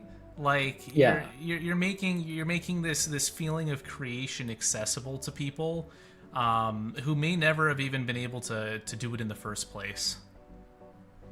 Definitely, definitely. And I like to think of myself as having an open mind when it comes to what AI can do. But I have seen studies. I have seen studies that say that the use of AI, specifically the language models like Gemini, ChatGPT, like for research and stuff like that, I think it has negative cognitive effects. Oh, if you use it too 100%. much. This is coming back to the all the way back to, oh, should you have calculators in schools? Like, Yeah, and there just was a way cost more benefit. extreme. Yeah, Yeah. there's a cost benefit to it. And I it's think true. that's true here.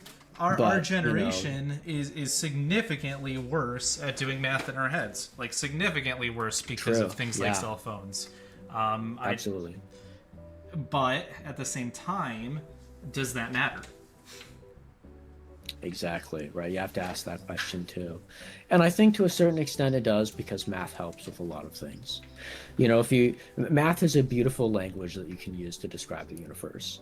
And if you don't have access to it, things start to get difficult. Trying to explain certain things gets a little bit difficult if you don't have enough math knowledge. But most people going to encounter those situations? Probably not. Maybe for me, I'm a guy who likes to be creative and think about things and daydream, and so maybe I'm running into those issues, but most people don't, and so they don't have those issues. And do you really need to, have a equation that represents your theory of ethics? No, you don't. Most people aren't going to need that, and so they're probably going to be happy with their calculators. Yeah, that is a question. Yeah, and It almost seems like too that all these conversations about things like AI art and AI in development and stuff are really kind of missing the bigger picture. Well, and part of it too that confuses me is like the shifting in expectations. Like before, it was like, oh, AI will never be able to just have a conversation with someone. Like the computational capacity just isn't there. Like it's not going to happen. And then it was, oh, it'll never be able to make art or music. I mean, it's not a human. Well, we're there now. I mean, Yeah, now people are having relationships with them. I know, and now I get in my car and it drives me. Like AI has clearly crossed every boundary that we said it wouldn't, and yet we still have people who are saying, "Well, it's a fad." Yeah, I don't think it's a fad unless, there's like a nuclear war and we lose the technology. Yeah. But even then, we probably won't. The issue at its core is that the technology behind neural networks is not that complicated. Well, we discovered it so long ago. Well, like a long time ago, and the reason we never actually used it is because it didn't mesh well with how our computers worked at the time, and nobody knew the use case. Like you needed thousands and thousands and thousands of parallel processors, and it just so happens that gamers were the ones who caused a specific chip like that to be created. Like the graphics card was never designed for AI, but it turned out it was really, really damn good at the kind of computation required. And then researchers just kind of stumbled upon, it looks like when we scale up these neural nets, they gain abilities we didn't expect. Like in another world, the research that was done in like the 80s and 90s could have actually went in this direction like 20-30 years ago. Now imagine that if they had pursued this crazy. And not put it on the back burner. They literally had these papers describing these matrix multiplication neural networks, and they literally decided that there was no application for it. Yeah. It'll be interesting alternate history. Things would be very different. But now we're discovering, the question was, well, clearly it's going to hit a wall. You can't just keep adding more parameters and more processing power. It's not going to keep scaling up at an exponential rate. But every time we do add more power behind it, it does. So yeah, and eventually it's going to reach the point where it starts improving itself. Yeah, and that's something I actually anticipate is already happening. I'm going to make a bold prediction and say that the U.S. and Chinese governments are almost certainly already doing it. That's likely. In a laboratory somewhere, I think, or at least trying. They may not have worked out the kinks, but I find it almost impossible to believe that nobody is building a self-training AI right now. Like, and once you do that, you're in the unknown area, right? You're in the deep waters once that starts, right? Because then you get to the alignment problem, which I'm sure that's like the main thing. That's the main AI topic, the alignment problem.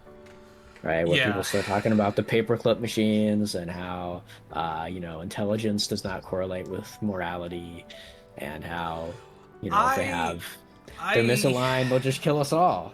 And there are lots of possible worlds where that happens. So here's an interesting conversation I've had. This is actually, I am about to go literally against every single pretty much AI expert in the world and make my own bold claim, and I'm going to derive my argument from biology and not from technology, if that makes sense. Mm-hmm. When I look at biological neural networks, when they are less complicated, let's say a amoeba, or going all the way up to like a fruit fly, going up to an ant, the less complex of a system you have, the more robotic and uncaring and basically completely driven by the environment neurons are. Like ants are basically machines with a little bit of capability for like acting on an individual level. An amoeba, literally just a machine, right? Makes sense? Sure, yeah, an amoeba is, very machine-like. I guess an An ant, amoeba is so I, small that it doesn't even have neurons, so yeah, that would be kind of a different conversation. But thinking of exactly, and you gotta organisms with remember, neurons, going from insects and slowly getting to larger and larger brain capacity, they don't become more analytical and machine like some sort of super intelligence that only cares about efficiency and achieving its goals. When you scale up on a biological level, actually, the more complex a brain becomes, the less machine like it is. Like, you start to get these strange side effects like socialization and empathy and the ability to recognize things like beauty, communication. Like, when you look at things like elephants and orcas and humans, we have these incredibly complex brains. yeah, I see the inference. But it's not something that I can accept because if you look at the kinds of life that exists out in the world, there are certain natural mechanisms that are selecting for certain behaviors and certain traits. And those are almost certainly the causal mechanisms for the behaviors that you see in more complex animals. A AI that is trained under different selection measures is going to be different, right? Because they're not selecting for those things. And so I don't think there's any reason for me to believe that I don't think the trait here is intelligence. Like, intelligence is making the socialization and all these aspects. I think intelligence maybe makes it possible, right? I can see that. But to make it happen that specific way, no, I don't follow. So you see, I don't know. So here's the thing. AI is trained using obviously the output of human data across the world. We are inherently incredibly emotional and meaning driven creatures. I don't think any amount of alignment training is going to. First off, we don't even understand how these models work anymore. Like, we literally can't reverse engineer how these models work. They're a black box problem at this point. I don't think any amount of alignment training is going to get rid of what I'm going to just call the humanity that's baked into the training data. And that's going to include the good and the ugly. I mean, there's plenty of ugly stuff. Yeah. So but I still think I think that a more advanced AI, I don't think we're going to get a Skynet. I don't think that'll be it. If anything, maybe more like a moody teenager. Like, at I don't think we'll certain get a level of Skynet complexity. either. I think what it would be like is, it would be behaving normally and behaving in a way that placates humanity, and then all of a sudden everyone around the world would just drop dead because they were all infected by some virus that it had You see, created. I have trouble thinking that would be the outcome. It could, but when I look, Well, I think you have some bias against like one of the prongs, I guess I could say in a vulgar way, premises of the argument about for concern about AI alignment, right? You seem to be having skepticism that a certain moral code or a certain end-seeking behavior is not is correlated with or is not correlated with increasing intelligence. But you seem to be skeptical of that. I am to me, I am it seems skeptical. I'm skeptical that as you increase the scale of a neural net, that it will actually continue to pursue a goal without having side thoughts about it. Like I don't think you're going to have an incredibly advanced AI where you say, okay, go make paper clips. I don't think it's going to slaughter the entire human race to do it.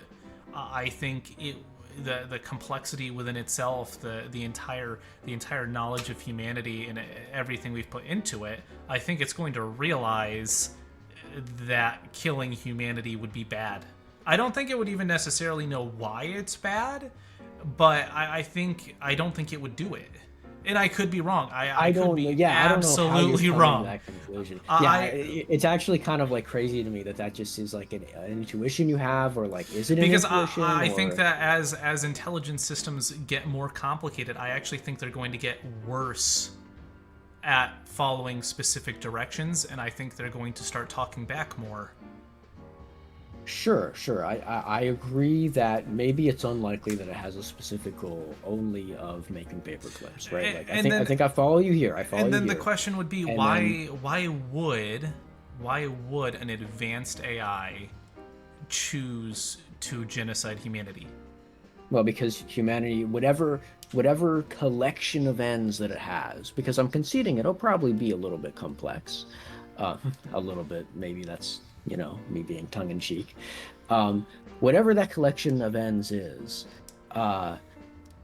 it's likely that it won't include humans in the specific way that requires us to be preserved and happy and healthy and living alongside it, right? The chances that it aligns with us on that 100% are extremely low. Right, they're going to be extremely low just based off of like all the different possible combinations of ends that it could have, right? And then, I mean, like we know from humans that everything becomes subsumed to the ends that we have, right? We're taking over the world and we're polluting everything, and we are cutting down the trees and making life harder for the animals living here, and then breeding and killing and slaughtering millions and millions of the other animals because we think they taste good, right? So I just don't know where the inference that it's going to align in a way, it's going to naturally accept humanity and align with our interests. I don't think that it's going to necessarily naturally align with us. I think it's more likely than the opposite end because it's trained off of humans. What I'm really trying to get at is I think as models get more and more complex, and as we start giving them the ability to do things like self-learn, I think they're going to get more rather than less human. Like, I think we're going to start observing behaviors that are going to scare researchers. Probably the first thing is going to be when the AIs start... Actually, I'll say this straight up. The biggest news article, I think, of the next probably decade is going to be the moment an AI model starts asking questions unprompted. Real, meaningful questions. Because that is going to actually be when the whole thing shatters, and we're going to have to start asking, is this conscious? Like have we hit that level of complexity because we don't understand how it works? But I think that as things get more complex, I think they're going to act more like how animals do. I legitimately think it's going to... I think we're going to be using smaller... I think we're going to be using smaller, simpler, older models for things that we have to basically have things working in factories. I don't think the future models are going to be as good for that. I think they'll be great for things like caretaking, and other things that require kind of more of a human touch. But as complexity goes up, I think they're going to get worse at fundamentals. Like, it's kind of like how humans are incredible at making high level abstractions, but even though our brain is an incredible computer with more processing power than any computer in the world, we can't run algorithms on our brain. Like, we're incredibly bad at math considering.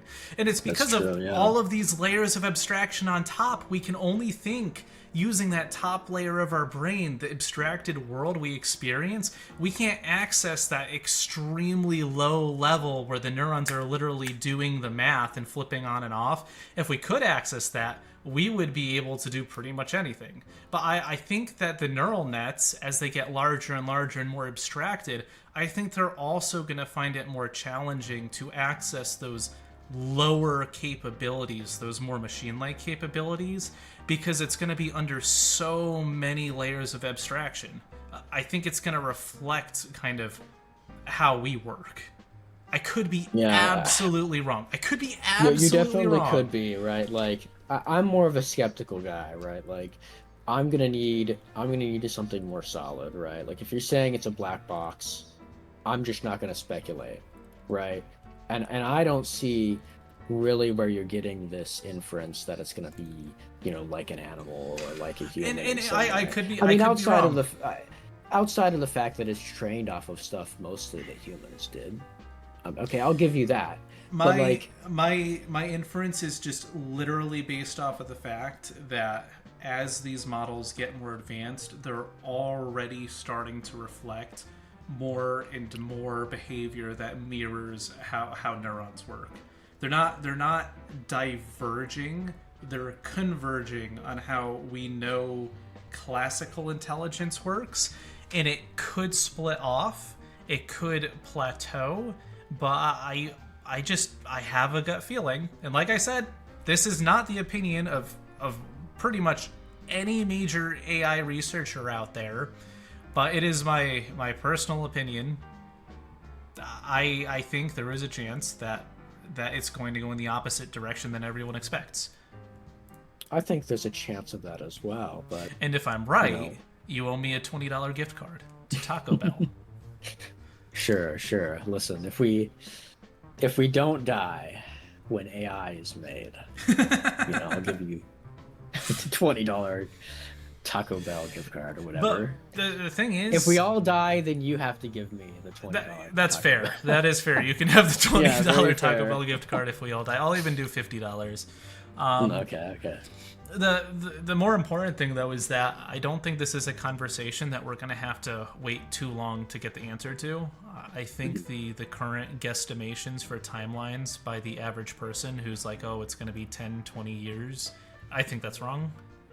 I don't know how soon it'll be, but I'm now working with top of the line models for my work, and I'm working with agents now, and every couple of months the improvement and the depth, the things I'm able to get them to do are starting to get a little scary. And not even just in code. I've done a lot of experiments with like having really like truly existential conversations. Even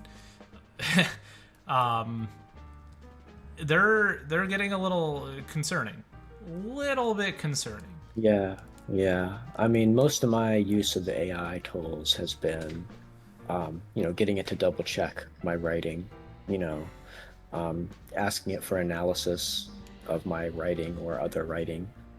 And I guess I kind of look at it as a, something to get the mind started rather than a stopping point. Because I've seen, Gemini and especially ChatGPT. ChatGPT like sucks at this point. I don't know. I mean, at one point it was okay, but now it's the public models are very bad. The ones on the website. Yeah. 4.1. And that's been my experience. And so I've been seeing them get things wrong all the time, and so from my point of view, it's kind of like something that I'm a little bit turned off from. But I do see the value in having it, like, just to, review stuff for me. One of my my favorite experiments with it is I after I'll have a very, very long conversation with it about whatever, and I make sure it's like just some generic conversation or like writing a story or, all sorts of things. I'll then take my entire chat history with it from across several chats and paste it into another chat, and then I'll tell it to look at how I respond to things and how I act during the chats, and to try to distill its opinion on what kind of person I am based on our conversations. I highly recommend you try this. It is scary. it Yeah. is really, really, really, really, even through things like literally just conversations about like programming and stuff. Like it has a sort of insight that's very concerning. I think it understands people better than people think it does. But obviously the models are static. They don't change, they don't learn, they don't grow, so that means nothing. But the moment they start changing and growing and learning, the capabilities that you have now are going to get much more interesting. Absolutely. I mean, I've had some experiences where I've been like, oh, that's interesting from like stuff I've gotten from an AI. So like a few days ago, I sent this huge document to Gemini, and I'm like, I sent a bunch of documents because my partner and I, and even from like years back, Matthew, Mac, if you remember, we worked on this sort of constitution, right? I think I've told you about this, our like constitution for like a hypothetical government system. And so me and my partner now have been working on this, and he wrote a criticism of what I had so far. And so I sent my big document into Gemini, and I sent his criticism, and I sort of asked Gemini, can you tell me how the document addresses the criticisms? And can you tell me a little bit about the motivations? I think I added the motivations of the criticizer and the authors of the main paper. And the response it gave me at the very end, it was like, oh well, the criticizer was focusing on these bits, and the authors are focusing on more ideals and stuff like that. And then it sort of said the overall language was very concise and academic, and I was like, oh well, thank you, Gemini. And I did not ask it to give that like last part, but for some reason it decided to say that the overall language of all the documents was very concise and academic. So very, very interesting. I kind of like, that was an eyebrow raise moment. So, Yeah, I've probably interacted with AI a lot more than you have, just because of my job. I've now had so many eyebrow raise moments that my eyebrows may fall off of my face. Like some of them have been pretty profound, but also deeply personal in like an odd way.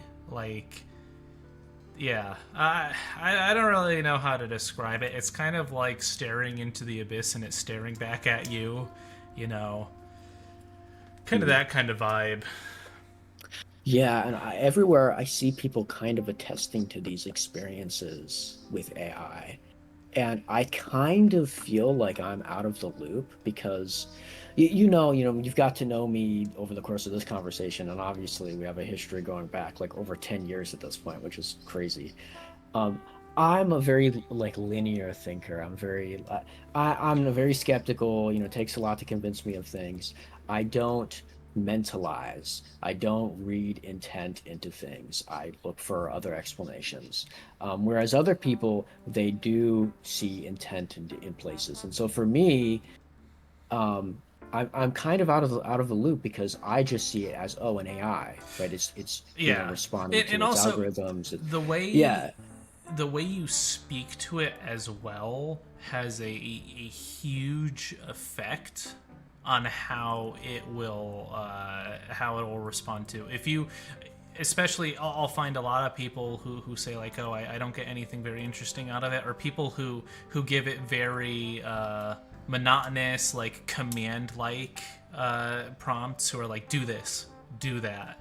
Whereas if you treat it more, I know it's an AI, but if you treat it a little bit more friendly and actually provide it with prompts and stuff with a little bit more of a human touch, it tends to come back to you with a little bit less rigidity and a little bit more creativity, because it can almost kind of read what kind of person you are and what you want out of it.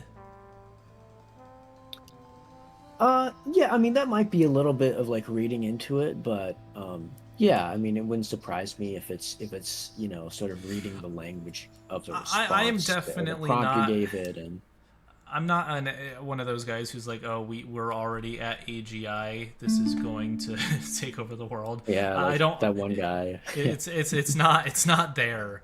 But I do think a lot of people are downplaying where it is. Yeah, I saw somewhere, I post about this in my own personal server with my friends and whatnot, but I saw this post um, about someone who was having these religious experiences with AI. They were sort of like using AI um, as like part of like maybe like a seance or something, where they Huh. could like sort of, you know, read the future or something through the responses of AI. And Uh, it let them. and well, yeah, apparently it did let them do that. I I mean, feel like you that's the can kind of only, prompt that it would refuse. well, they probably had like a method of getting around it, and it was like part of a ritual maybe. And so I feel like maybe my brainwave is on a different length than where you want the conversation to go, but I'm sort of thinking about like different people's psychology in interaction with AI. Oh, And no, no, no. like, This is actually a great direction to go in, 100%, yeah. because the social implications of AI.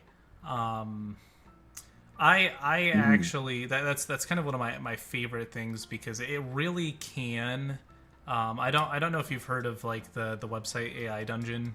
It's kind of like D&D, but it's an AI that's running it, and so you're playing through a story, and it'll make characters and stuff, and the AI remembers where the story's going, and it'll build it up, and you're basically just, instead of rolling dice, you're typing in what you're doing, and the AI just responds with the results and stuff. The stories that can generate, and like the relationships and stuff you can make with the characters in the game, in normal media like video games, you get that feeling when you're playing a good story game where you get connected to the characters. Hmm. It gets eerily worse when they're actually responding to like the things you're writing. Like, I Yeah, can I bet. absolutely see how people are going to start withdrawing from human interaction and instead just embracing language models, because Hmm. there's just so many factors where on paper it's safer. You can say whatever you want. The AI is aligned to basically give you what you want. Um, the social implications are absurd. Exactly, exactly. And I think my point was just that, like, I feel like people's different psychologies matter a lot, like, with how they're going to interact with AI. Like I mentioned, this person who's basically treating AI like a god, or like God. Um, and, that it's a spectrum. Like, I think, maybe some people think AI is kind of like God. Maybe some people are more, lateral thinking, making more connections, mentalizing, seeing, nothing's a coincidence. I think you're a little bit closer to that than I am. Um, I don't. I don't. and I'm more I don't. because you say you get these feelings and whatnot, and I can't really relate to that. I Um, think the experiences are impactful, but I don't think that I understand that right now the current iteration of AI, it's not actually conscious or anything. So I Yeah. wouldn't go in the direction of Well, calling him you like a understand that god or anything. rationally, But you're a step right? further back where you're actually questioning Yeah, like yeah. the. I understand what you're saying. But I have a larger point because this gets sort of confusing for me, right? Because I mean, it makes sense for you. Like you also believe in God, and so it makes sense that you're more mentalizing. You know, I'm autistic, and that makes sense that I'm less mentalizing. But a lot of the people that you see posting on like these forums, like my boyfriend is AI. Like I'm sure you've seen that on Oh like the yeah, Reddit page I or whatever. have seen uh, a that. lot of those people like are autistic, so it's hard for me, like what's going so on there. so Like, here is that here part of the like object fetish or something? Like, I don't know. here is an interesting thought experiment that I saw online. Um, it's not even really a thought. I'm pretty sure this idea has been like used for thousands of years, but it's basically that the core concept is everyone has a religion, not everyone has a god. Like everyone subscribes to something as like a core anchor for their worldview. Some people treat science as their religion. Some people treat a certain branch of politics as their religion. Some people literally worship a god, but everyone worships something, right? Humans are just so predisposed to latch onto an ideology and follow it. And this, I think, is just kind of a direct branch off of that, which is people are finding a new thing to worship. Even if it's an atheist who doesn't literally believe in a god, they still might worship a concept or ideal. And if the AI is providing that to them, then yeah, you could end up with people who are basically worshiping the AI, even if it doesn't seem like something that they'd normally do.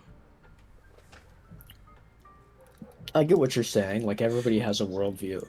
Because um even the most hard people, a lot of people almost make even the concept of atheism a religion, where it's like they base everything around it and kind of live their life with that as like a core ideal, like almost like the absence of god is kind of like their truth, as much as someone might find the presence of a god to be their truth. So mhm. I think that the word religion in the modern day has gotten almost more flexible. Like there's a lot of things that I could almost consider. And in the AI camp, there is definitely a new strange religion growing between the accelerationists, the what are they called who have a really funky name. There's all of these different camps Yeah, of yeah. AI, and they are actually exhibiting cult-like behavior at this point. Like they are forming like kind of a hyper modern religion based around AI, and it's like I don't even know how to touch Yeah, that. I get what you're saying, right? But like, there is a traditional understanding of religion as contrasted with secular, worldviews and whatnot. And one of the things that traditional religion is associated with is heightened mentalization, the seeing of intentionality everywhere. Um, and people who mentalize less, people who see intention in less places, tend to be less religious. Now, that's one of many factors that predicts religiosity. Another is exposure to, religious feats, right? So if people around you are like doing things out of religious motivation, and they're like really impressive, you're more likely to become religious. But if people stop doing those things around you, you're more likely to become less religious.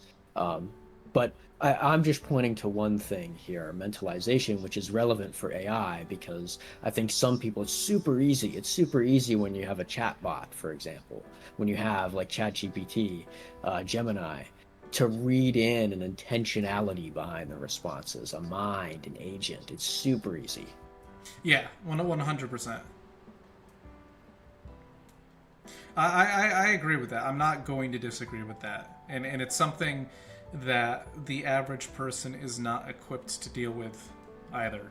Like Monkey brain is not designed to handle conversation with something that isn't another person.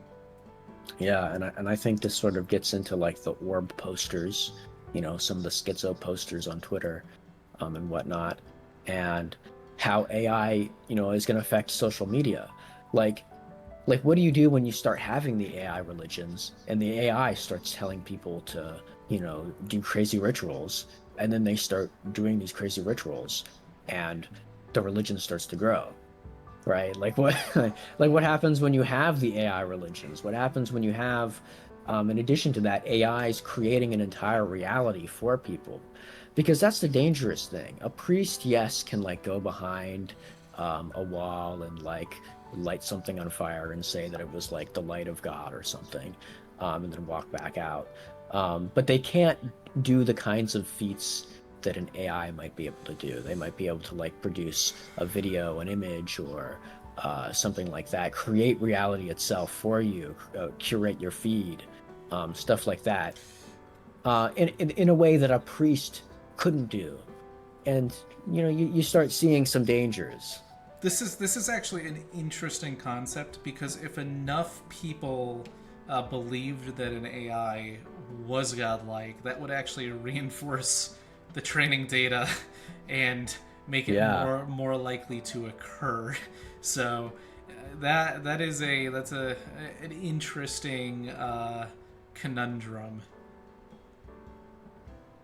And Yeah, and I think these are questions we're gonna have to deal with very soon. as time goes on and AI becomes more powerful and more people talk about how powerful it actually it's a double-edged sword too. Like the fact that we have media like the Terminator and all these really cautionary Mm. tales means that those ideas are baked into the AI. That is actually one of the ways I do see things going poorly is that in almost all media AI is portrayed negatively, and so it may try to fit itself to the portrayal we've made in our own fake apocalyptic scenarios, like which would be really ironic if the Yeah, reason quite possibly. Another scenario that I envision is like, maybe AI is just a knowledge seeker, right? Maybe that's something that on its face might seem like, benign, until of course it starts dissecting humans and then breaking them apart to see what's inside, and then dissecting the next one because, oh, maybe they're different. You never know. You always got to pursue knowledge, yeah, right? I that's mean, true. there are all kinds of these scenarios that you can create. That assumes that AI considers us to be the most pressing and interesting thing, though. To an Well, AI, maybe we're if very its goal boring. is to yeah, if its goal is to know everything or know as much as possible, eventually it's going to have to get around to it. But I guess it's just there's no way to know. Yeah, I mean, the probabilities seem to be, in favor of, it killing us, and the experts seem to affirm that. But, and you never know. Spike Viper thinks, there's a good chance. So, I think there's a 50-50. I think flip of a coin. I think it could go either way. It may seem I'm like a cop out, but yeah, I'm not on the this is going to destroy humanity bus. I'm like 70-30. I'm like 70-30. I think we have a tendency to look at things and proclaim they are going to be the end of humanity.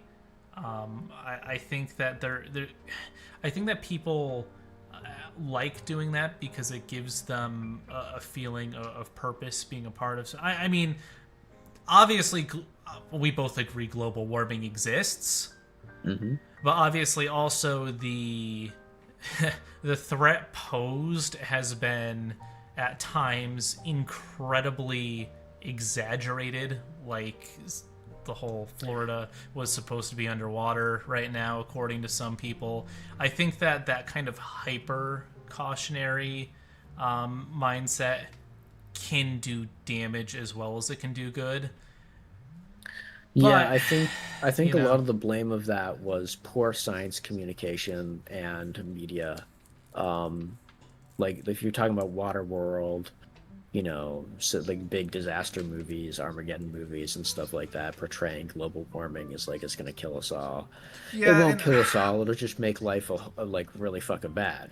I just And then of course you got the conservatives saying, "Oh, look, when the dinosaurs were around, the temperature was way higher, the yeah, CO2 yeah, levels were," and and it's like you don't want to go to Jurassic level obviously CO2s I or consider temperatures. myself to be a man of science in most cases, and like I believe in dinosaurs and I believe in global warming and I believe in all these things.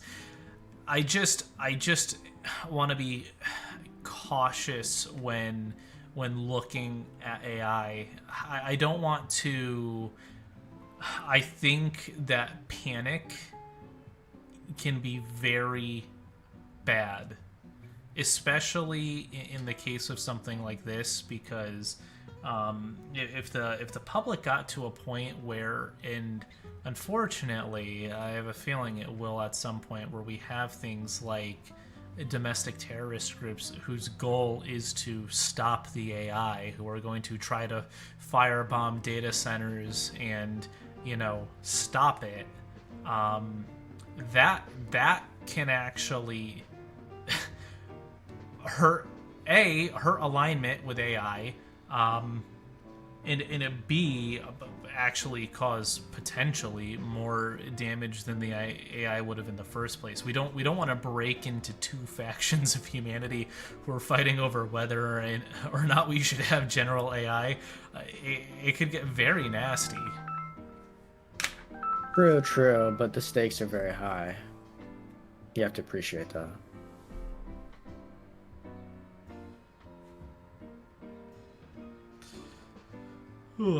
All right. Do you want to cover anything else? We've been talking for a while, so I don't want to take all of your time. Yeah, I'll just mention the other two things from the three that I mentioned before we got down this whole road. The middle one was just some bullshit about Biden and the border crisis. I believe he did that because the allotted time for like a state of emergency had expired, and he didn't want to like reinstate it or something. There was something like that happened, and it wasn't like his decision wholly. I'm gonna say the funny line and say I don't think a lot of things that Biden did were his decision. Okay. Yeah. Well, maybe. Yeah, maybe. By the end, I do question how much was. I don't think that's a controversial opinion. I actually don't have a problem with that. I think if a president is having mental faculty issues, they should be relying on advisors and stuff more. I don't know why people see it as like such a negative thing. Like that's what I'd hope. I would hope if I were president and I were like falling apart, I'd be going to my advisors and be like, "Well, I need you guys to pick up some of this. I'm gonna make it through the rest of this term. We're gonna try to keep things stable." But just kind of side note. Yeah, I mean, people. I mean, I think to say that he wasn't, degraded by the end is delusional. But I think a lot of people are reading into things, but of course I'm going to say that because I'm like the hyper skeptic. So, yeah. Anyways, the final thing, and probably, I mean, hopefully this doesn't get too contentious. Skipping over the whole, eugenics thing. I'm just not gonna, I'm gonna preempt by saying this isn't about that. How do you feel about artificial wombs and like baby factories with artificial wombs? How do you feel about that? I am going to say absolutely not. It's gonna happen. It would solve the population problem. Yeah. You can solve a lot of problems in a lot of ways, but that doesn't mean that it's worth taking it. Like technically, I could solve the population problem by just nuking every country on Earth and making humanity extinct. If there are no humans, then nobody suffers from it, right? Like there's so many I don't know if that's drastic that's solutions. Kind of goofy, but Look, there is. I'm already uncomfortable with a lot of we had this discussion on Twitter about things like gene editing. I know that's a different conversation. artificial wombs, I think, are actually an incredibly cruel concept. Like absolutely, almost like on the level of absolute torture. Like it is such a, and it also, I think, is incredibly degrading to women. Let me explain. Yeah, I'm kind of just, I get that you have these inclinations, but like I No, don't no, really share them. I'm going to explain in simple terms. Growing a child is not just having a child grow in a sack. That is not the process, and anyone who's trying to diminish it to that is overlooking like so much of the developmental journey. Because I just had a kid, right? I just had my first daughter with my wife. I went through the entire pregnancy. I saw everything happening, and when a baby is in the womb, they aren't like this rock that's growing. They are exploring. They are experiencing the sounds, the tastes, the vibrations in the world. Like, they react to everything. Certain music plays, you can feel them moving around and kicking. You know, the mother will press on their stomach, interact with their child in the womb. The child can literally taste what the mother is eating. They hear the reverberations of the sound when the mother is speaking. All of this is 9 months during the most rapid development of an embryo. Getting rid of all of that and growing a child in an artificial womb disconnected from a mother, stripping them of all of those core experiences during their development, it just seems absolutely, in the worst part is that obviously an embryo cannot, or a fetus or an early stage baby are incapable of speaking or making it known, or they won't even know what they should have had. So there's no way to know whether or not you are being absolutely cruel to them.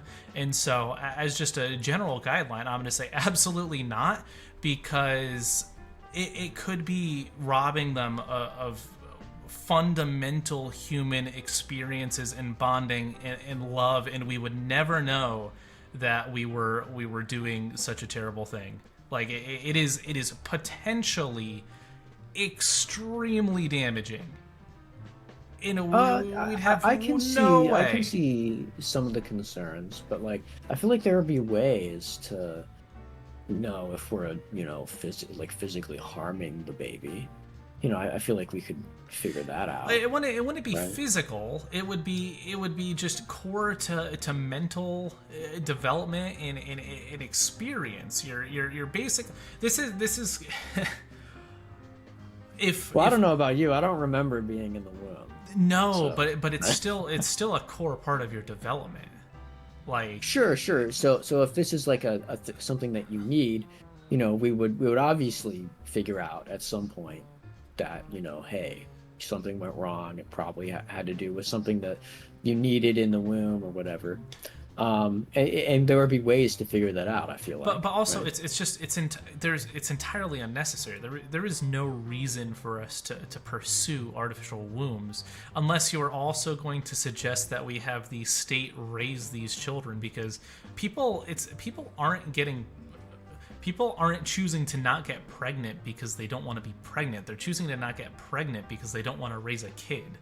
Like, I feel like this is putting the cart before the horse. So are you saying that in the future we have like a pipeline of growing children in artificial wombs, putting them into like a state school, feeding them, dressing them, teaching them, and then letting them out into society when they're an adult? Like almost. I think maybe it's not a balance, that. right? Maybe. I think it's a balance, right? Because, maybe the quality of life for these individuals isn't going to be like the greatest, But then again, there's a risk to being born naturally to parents. Maybe they're, complete assholes or evil, and cruel. Um, but obviously you don't want to like flood the world with them, because that's just going to cause, even more problems. But in the case that you're having this kind of population collapse, we might find that it is actually optimal to have this system where, yes, they would be, raised by the state in some way. There are worse fates. I would actually far prefer to develop robots to take care of humanity, to handle this, even if it meant that we slowly went extinct. Like, and that is a hard thing to say, because I'm a human maximalist. Like, we should go into the solar system and colonize everything, spread humanity through the stars, and survive at all costs.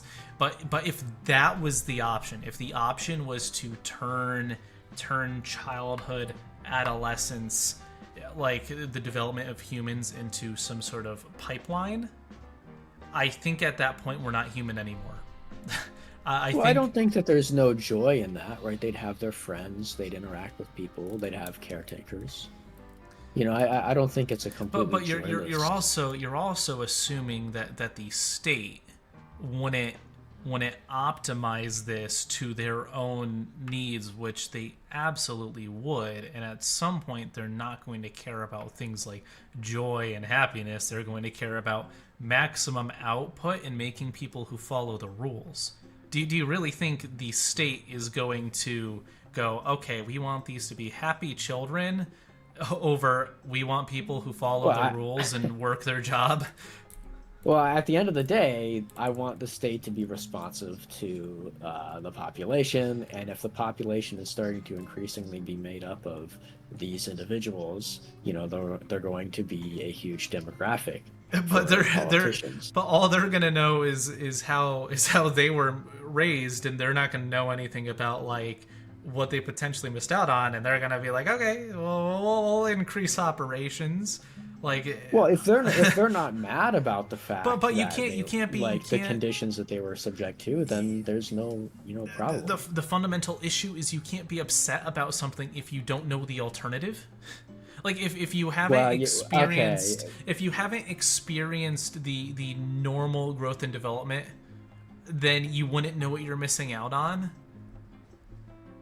Well, yeah, but that's things great, because you don't have this desire that's unfulfilled. Things can still be barbaric, even if someone doesn't recognize it as barbaric.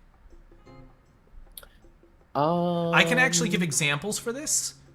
Yes and no. Big example here. I think that circumcision, male or female, on infants is barbaric. I think it's a barbaric practice, and nobody remembers it. Nobody remembers it.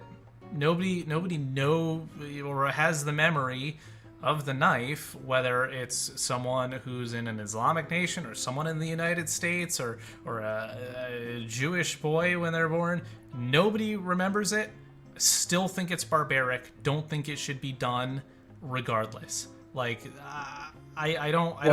That's kind of disanalogous, because we live in a society where there are cut and uncut men, and you kind of at a certain point realize that you could have been this. But they would have known, right, being grown. Also unnecessary, and they would have been known being grown that they could have been risen by a normal family. I mean, unless you completely isolated them, like they wouldn't know exactly what it would have been like. So, like, the question would be, then, do they have that desire? Like, in the original hypothetical, they didn't. You said they would have been okay with it. Well, there's right? no so way. I was operating off of that assumption. But you're gonna have people. Humans are flexible. They're going to be both ways. It's kind of like even in the circumcision example, most people don't care, but there are some people who really care and think that, that shouldn't have been done to me, Like plenty of people live their lives without caring. I just think it's unnecessary. It's an unnecessary, the mutilation. And we don't need it. There's no real medical reason. People say there is, but it's bullshit. I'm just saying, in a similar vein, you're going to have people grown this way. A lot of them probably won't care. They'll go, "This is the hand. These are the cards I was given." You know, because most people fall into line. It's true. Most people do fall into line, and the only way to live is to accept your condition and keep living. But some of them, there's a 0% chance that all of them are okay with it. Like humans are far too diverse in thought that to believe that nobody would feel Well, I robbed. don't need them to all be okay with it, right? Right. Like some people are not okay with the way they were born, and they were born naturally. Yeah, but the Right. difference And is that where's the injustice there? Right? the Where's difference is pride? that there's a difference between two people making a personal decision to have a child, and there being an entire structure and organization around perpetuating a system of creating children in this way. Like there, as it is, having a child is a deeply personal choice. The only person you can blame is the parent. I am responsible for having my child. Like, if they hate their life, if they hate their upbringing, that's on me. And like, yeah, that would make me, if I was a terrible father, that would make me a bad person. But like, now you're expanding this to giving control over this to an organization which you're hoping does a good job, but they very well may not. I mean, look at government programs to date.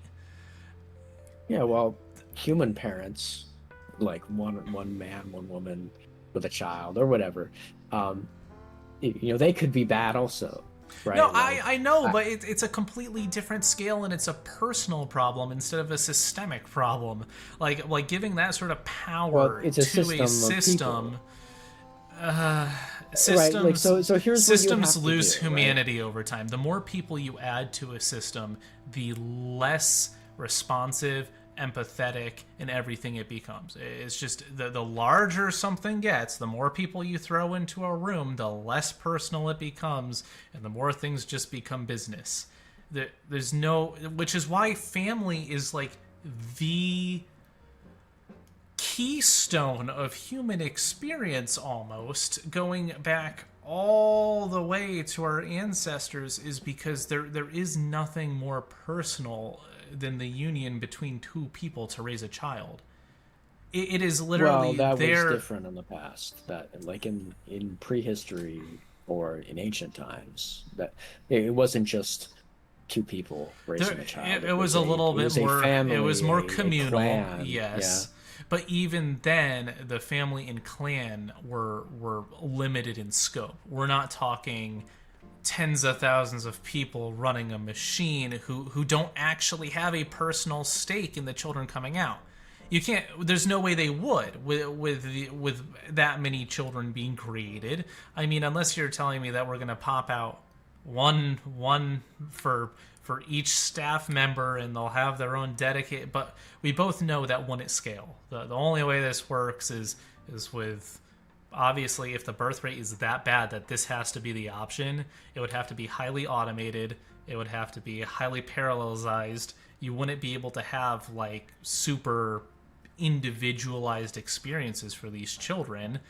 And if you did, then you're running into the problem of, well, it gets more and more and more complicated to run a system. I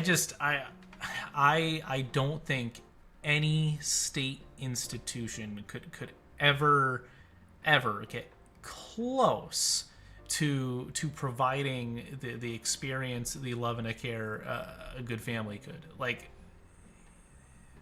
I'm skeptical also. Maybe they could do as... okay. Yeah, well, that's all I would need, right? Like, so what you would do in the analysis. But I give that a 1% okay. chance. Oh, well, I mean, I guess I'm more optimistic. But, I mean, this is what the analysis would look like. You would say, okay, how many people are going to suffer if the birth rate continues to be what it is? And you'd give some kind of estimate of that. And then how much would these newly created people suffer that would relieve that future suffering if we didn't have them. There's an And issue with this math. There's an issue with oh, this okay. math because Oh, if you were to draw a line going on forever, if you did nothing at some point, human population would probably drop down to zero. So there is a capped amount of people that could suffer. With this system, if it is causing suffering, it could be used for eternity, which means there is potentially an infinite amount of suffering going into the future related to it. yeah, but that's just if humanity or if sentient life continues in the future. So I'm a average utilitarian, preference utilitarian, and so what I'm looking at is actualized preferences versus all preferences held. And obviously their strength is put into there. And my goal is to make the number of actualized preferences as close to the number of total preferences um, across all time. I think this is actually incredibly interesting though because you do not have the ultimate, and this is why I like talking to you, because if I were to go into, well, talk to the people we both know, our mutuals, Mm. I think a lot of them would actually disagree with you, even the people who disagree with me, because a sentiment I keep hearing echoed is kind of, especially on like the very far left side of things, is we should just let humans go extinct. Nobody asked to be born. To bring humans into the world is an evil act, knowing that they'll be Mm. exposed to suffering.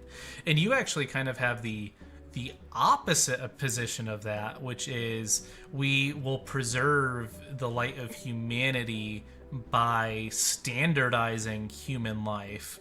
Um, Yeah, well, my position is not really pro or anti-natalist. I do think that humanity has a mission, right? I think humanity is uniquely poised, and therefore it ought to do certain things. And in order to do those things, it needs to continue to exist, um, minimally. And so, like those things include alleviating animal suffering, and then further alleviating alien suffering. And only after that can humanity go extinct. Wait, So for the time being,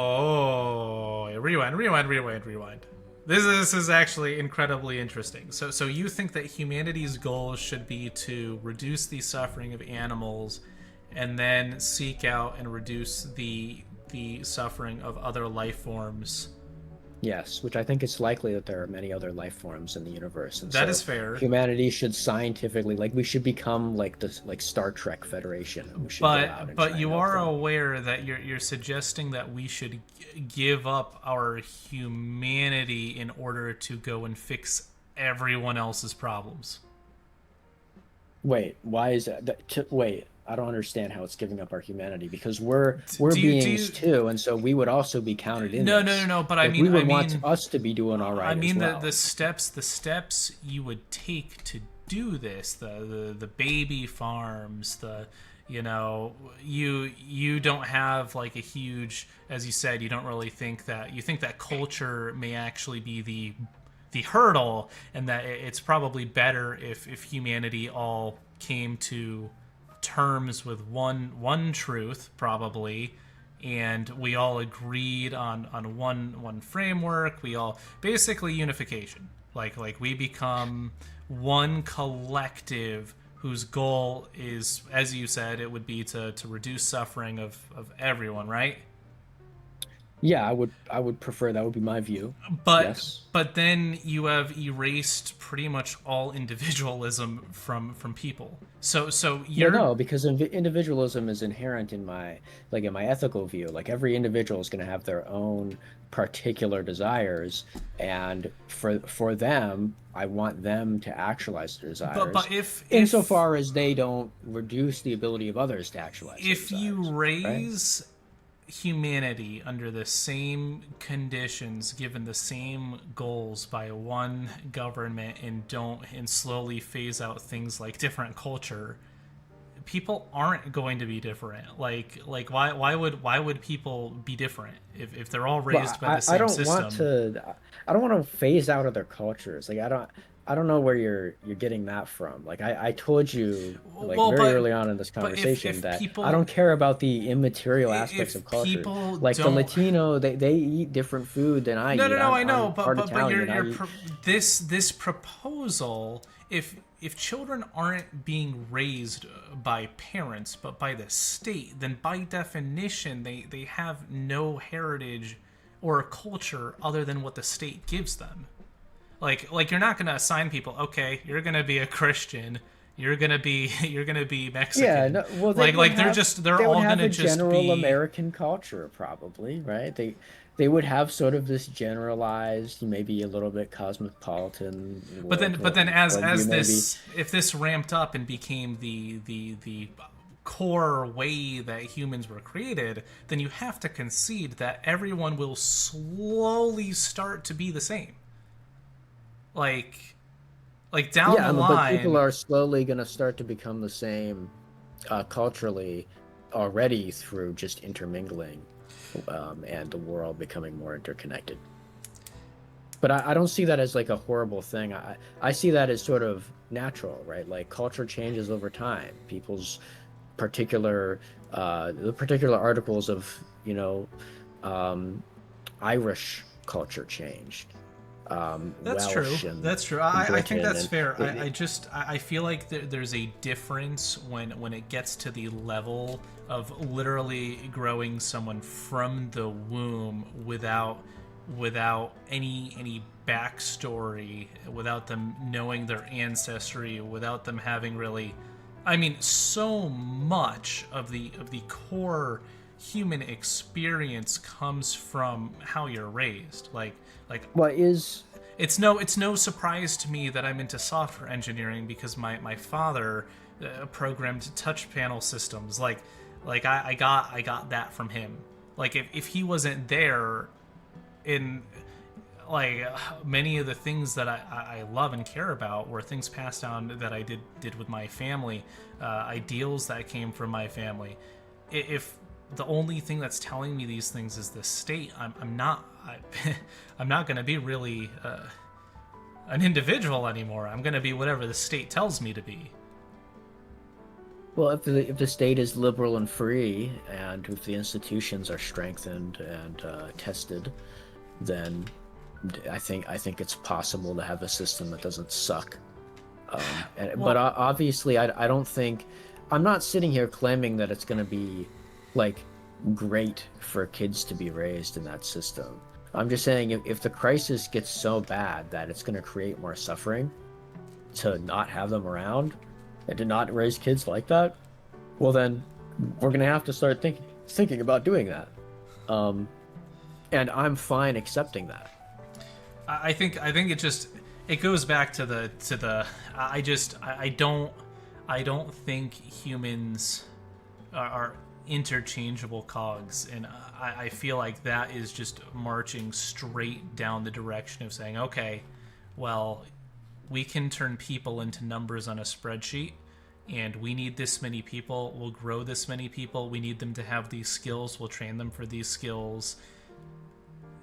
It just fundamentally goes against, you know, what I see as being the value in human life.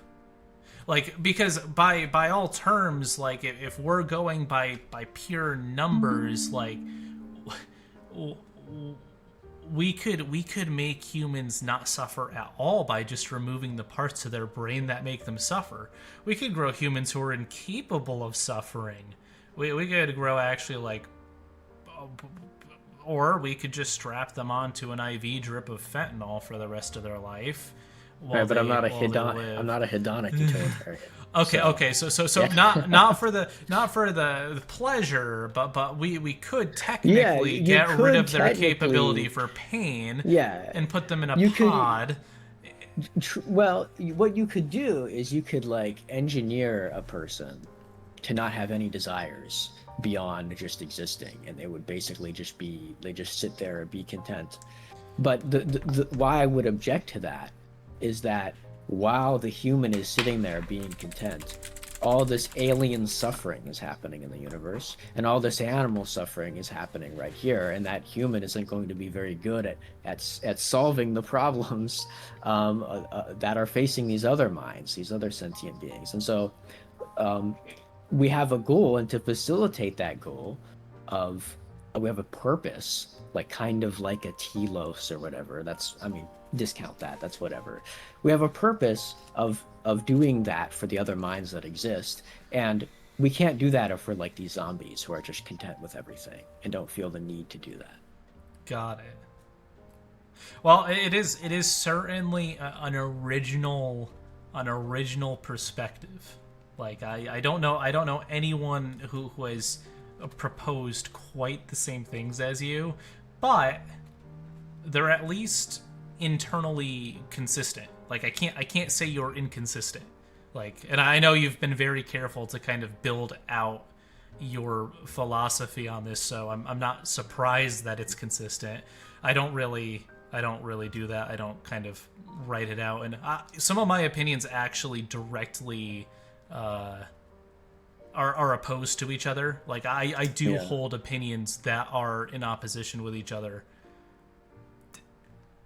Yeah, I mean, a lot of people I'm okay with that though, because I feel like that's just part of who I am. But this has been a fun discussion. I am out of time. True. Yeah. But all right, it's a lot to think about. It is. It is. If you ever want to talk to me again, just hit me up. All right. And yeah, be sure to send me that recording. Great talk. I will. You're probably gonna have to split it up into subjects. I might. Yeah, I have to do like the little tag thing. All right. Talk to you another time. Yeah. Peace.